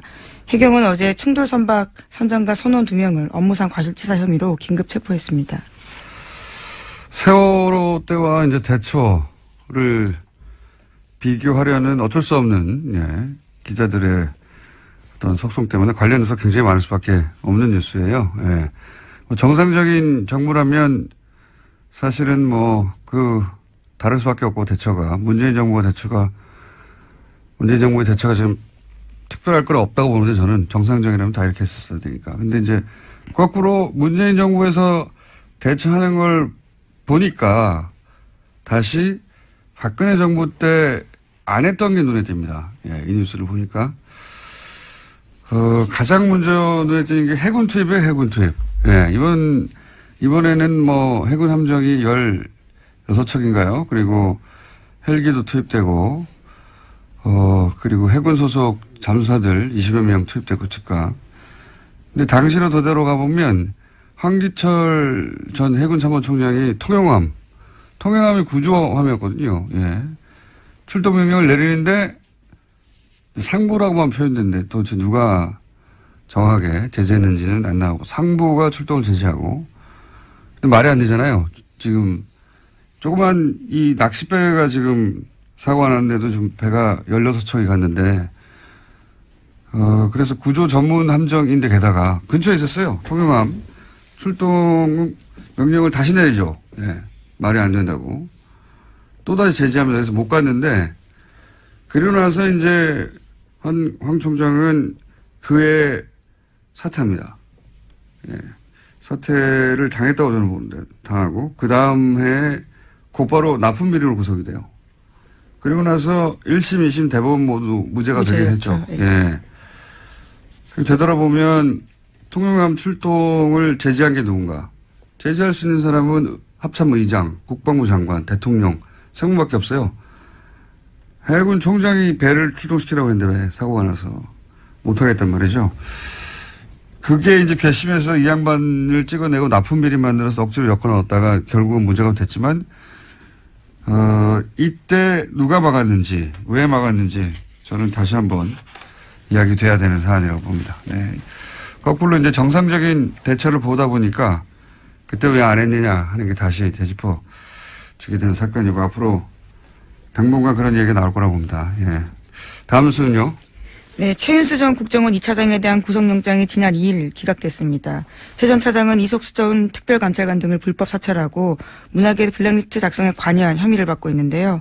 서울중앙지법 오민석 영장전담판사가 밝힌 이유는 이렇습니다. 최 전 차장이 범행가담 경위와 정도에 비춰서 구속의 필요성을 인정하기 어렵다라면서요. 기각 사유를 밝혔습니다. 이건 참 저희가 이정렬 판사가 그렇지 않아서 준비되어 있습니다. 전 판사님이. 이건 이제 이석수 전 특별감찰관이 뒷조사를 당한 건 명백하단 말이죠. 그래서 뒷조사를 한 내용을 우병우 수석에게 전달한 추 전 국장은 구속됐어요. 이 일로. 네, 심지어 추 전 국장 같은 경우에는요. 검찰 조사에서 이러한 불만을 말하기도 했다라고 채널A가 보도하고 있는데 추 전 국장은 청와대 보고는 상관의 지시에 따른 거였다라고 인정하면서 자기가 범죄를 저지른 거면 이를 지시한 최윤수 전 차장도 범죄자다 이렇게 이야기하고 있다고 합니다. 너무 당연하죠. 자기 보고 그걸 하라고 시킨 사람은 구속이 안 된 거 아니에요. 자기는 그 일을 했을 뿐인데 이게 이제 이 영장은 결국은 그 추 국장 이야기는 최윤수 전 국정원 차장이 시켜서 한 일인데 왜 나만 구속되느냐 이 말이고 법원이 이제 시킨 사람은 풀어준 건데 이게 이제 우병우 전 수석 영장으로 가는 징검다리였었다고 다들 이제 추정하는 건데 이걸 우병우 전 수석 영장이 발부돼서는 안 되니까 막은 게 아니겠느냐 이렇게 얘기들 할 수밖에 없는 상황인 거죠. 예. 이명박 정부에서는 김관진, 박근혜 정부에서는 우병우. 이 두 사람은 절대 구속되면 안 되는 사람이라고 봅니다. 네. 관련 영장이 계속 기각되고 있어요. 요건 이정렬 판사하고 저희가 다뤄보겠습니다. 자, 다음 순 뭡니까? 네, 그래서 관련해서 계속해서 혐의가 나오고 있는데요. 우병우 전 수석 관련된 혐의입니다. 과학계에서도 블랙리스트가 작성됐다라고 JTBC가 보도했는데요. 박근혜 정부 시절에 우병우 전 수석이 이끌던 청와대 민정수석실에서 국정원을 동원해서 과학기술계를 감시했다라는 겁니다. 최소 300명 이상의 단체와 개인이 포함되어 있다라고 하는데 국정원 적폐청산 TF가 관련된 문건을 발견하고 검찰에 넘겼다라고 합니다. 아니 문화예술은 대중들에게 뭐 영화나 드라마가 영향을 끼치니까 그랬다고 하더라도 치더라도 과학계는 왜 그랬을까요? 예. 이런 건 무슨 어떤 특별한 계기가 있어야 되거든요. 예. 어떤 사건이 이들로 하여금 이런 발상을 하게 했느냐 굉장히 궁금해지는데 그 과학기술계가 갑자기 정보 비판을 한다든가 눈에 띄게 뭐 정보 비판은 어느 분야에나 있을 수 있지만 그게 이제 정부 차원에서 개별적으로 뒷조사를 시켜야 되겠다 할 만큼이면 무슨 계기가 있을 텐데 저는 그 계기가 궁금하고요. 일단 세월호 관련 사건이 아닐까. 당시에 정부 대처에서 과학계에서도 비판이 많았었거든요. 계기가 궁금합니다. 계기가. 이런 짓을 했다는 건 박근혜 정부라면 그럴 수도 있겠다 싶은데 왜 했을까? 그게 궁금하다. 1차 보도니까 이것도 역시 이제 우병우 민정수석실에서 했던 거니까 그리로 가는 혐의가 추가가 된 겁니다. 추가가 된 건데 왜 했을까 궁금합니다. 저는. 신기해요. 자, 다음 순요. 네, 429조 원 내년도 나라 살림을 두고요. 아직까지도 국회에서 통과되지 못하고 있습니다. 지난 2일까지 통과됐어야 하는데 아직까지 지지부진한 상황인데요. 특히 여야는 문재인 대통령 1호 공약인 공무원 증원을 두고요. 팽팽하게 맞서고 있습니다. 민주당은 원안보다 1,500명 줄여서 1,500명 증원을 제시했지만 자유한국당에서는 7,000명 안팎, 국민의당에서는 8,000에서 9,000명 정도를 주장하고 있습니다. 지금 국회에서 한참 이걸로 싸우고 있는데요. 예. 문재인 정부의 공약 관련된 예산은 통과시키지 않겠다는 게 지금 야당의 의지인 거죠. 실제로는 다른 게 중요한 게 아니라. 네, 요 문제는 저희가 3부에서 정창수 나라살림연구소장, 예산만 20년간 파온 분입니다. 그래서 뭐가 잘못됐는지 따져보기로 하고요. 그리고 지난 주말에 그 SNS, 제가 오픈에서도 잠깐 얘기했지만, 김동진 판사. 굉장히 화제였어요. 관련 뉴스가 많이 있죠. 이것도. 네, 김관진 전 장관 등 구속 적부심을 통해서 석방에 잇따라 되자요. 여기에 대해서 현직 부장판사가 공개적으로 비판을 해서 화제가 되고 있습니다. 아까 말씀하신 것처럼 자신도 법관 생활이 19년째인데 구속 적부심에서 이런 식으로 하는 것은 본 적이 없다. 이렇게 지적하고 있는데요. 김 부장판사 같은 경우에는 과거에 원세훈 전 원장 판결에 대해서도요. 비판을 한 바가 있습니다. 본 적이 있다는 법조인들을 제가 본 적이 없어요. 저도 궁금해서 물어봤는데, 법관의 독립을 존중하자 이런 취지의 얘기를 했어요. 그죠? 대법원장이. 그렇죠. 예. 예, 왜냐하면 최근에 이제 이런 영장 기각이나 또는 뭐 구속 적부심을 통한 석방에 대해서 워낙 비판이 많으니까요. 예. 이제 그 말씀을 듣고, 또 이 최윤수 구속영장 기각시킬 때 부담을 덜고 기각을 시켜버리는 게 아닐까 이런 전망을 하셨다는 거죠? 그렇죠. 뭐 예. 판사들이 용기를 얻었을 것 같다. 용기를 얻었을 것 같다. 잠깐만요. 김동진 부장판사의 SNS에 대해서는 어떻게 생각하십니까? 이거 왜 비판하지 말라는 거냐? 말도 안 되는데, 예, 그렇죠. 일단 뭐 거의 다 맞는 말씀이에요. 저 동의하고요. 예. 그러니까 특히 이제 구속적 부심 결정이 잘못했다라고 비판하는 거는 당연한 이야기고, 그 20년 가까운 경력 가진 현직 부장이 보더라도 이상하니까 그러니까 예. 그렇게 썼는데, 이게 이제 여기에 대해서 뭐 또 김동진 부장의 이야기에 대해서 비판하는 얘기가 또 좀 나오던데 보면, 예.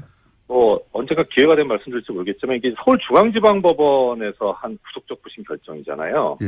그러니까 이런 식으로 하게 되면은 중앙지방법원이 우리나라에서 차지하는 위상이, 우리나라 법원에서 차지하는 위상이 상당히 커요. 거의 뭐 선도적이거든요. 예. 집권 법원 중에 제일 크니까. 그래서 중앙법원에서 하게 되면은 다른 법원에 미치는 영향, 파급 효과가 상당히 크거든요. 기준점이 그러니까, 되는 거죠, 기준점이. 그죠? 그렇죠. 예. 그래서 김동진 부장 입장에서 보면 지금 김동진 부장이 무슨 업무를 맡고 있는지까지는 제가 잘은 모르겠지만, 어쨌든 다른 판사들을 봤을 때, 이게 지금 앞으로 구속적 부심이 이제 큰일 난 거예요. 긴급체포 위법하다고 이런 식으로 해버리면, 뭐, 심지어 이제 변호사 옆을 만나보니까, 변호사들 이제 신났다. 이런 식으로 다 풀린다, 이제. 이런 식으로 다 풀 신났다, 수 뭐 이런 있다. 얘기 하더라고요. 예. 그러니까, 김동진 부장 입장에서 보면은, 이거 이제 자기들 업무하고 관련이 있는 거예요, 이제는. 그렇군요. 그러니까 단지 이게 뭐 무슨 뭐 법관은 판결로만 말했는데 이런 문제가 아닌 거죠. 자기하고 지금 관련이 있어요. 그러니까 거기에 대한 비판은 전혀 타당하지 않고요. 그리고 그 이제 대법원장 발언에 대해서 김동진 부장이 또 얘기를 한 게 있던데 그 부분은 막 김 부장 같은 이제 뭐 양심적이고 정의로운 판사 입장에서는 사실 이 대법원장 발언이 좀 답답할 거예요. 언론이니까. 예. 그렇죠. 예, 뭐 적폐청산이 시급한데 언제 지금 이런 거 지금 뭐 이렇게 옹호해선 되겠느냐 이렇게 생각이 드는데 그거는 내부에서 이제 그 김 부장 같은 그런 그 견해일 것 같고 언제 시간이 있으면 말씀드리겠지만은 제가 보기에는 크게 뭐 염두에 둘 만한 이야기는 아니지 않나 싶거든요. 그냥 원론을 얘기했을 뿐이다. 네, 그렇죠. 그리고 그렇게 얘기할 수밖에 없는 상황이고요. 또 그리고 대법원장 입장에서는 그러니까 크게 뭐 염두에 둘 필요는 없고 오히려 그 대법원장 얘기 중에 이제 뭐 정치적인 그 목적을 가지고 이렇게 법관의 판단에 대해서 비난하는 건 옳지 않다 이렇게 하고 있는데 정치적인 목적 갖고 있으면 안 되죠. 예. 그런데 우리 같은 일반인들은 정치적인 목적이 없잖아요. 그러니까 하면 되죠. 열심히 하면 되죠. 아니 근데 석방 자체가 정치적 의도를 가지고 한 게 아니냐고 의심받는 거 아닙니까? 법리로 이해가 그렇죠. 안 되니까. 예. 맞습니다. 이미 석방이 정치적인데 그걸 비판하는 게 안 된다는 건 말이 안 되는 것 같고요. 예. 네. 시간이 있을지 모르겠다고 계속 말씀하셨는데 시간이 있은 적이 없어요, 저희가. 그러게요. 오늘은 그러면 간단하게 하나만 정리를 하고 내일이나 모레 다시 하죠, 또. 네, 알겠습니다. 연결해서 하겠는데. 예.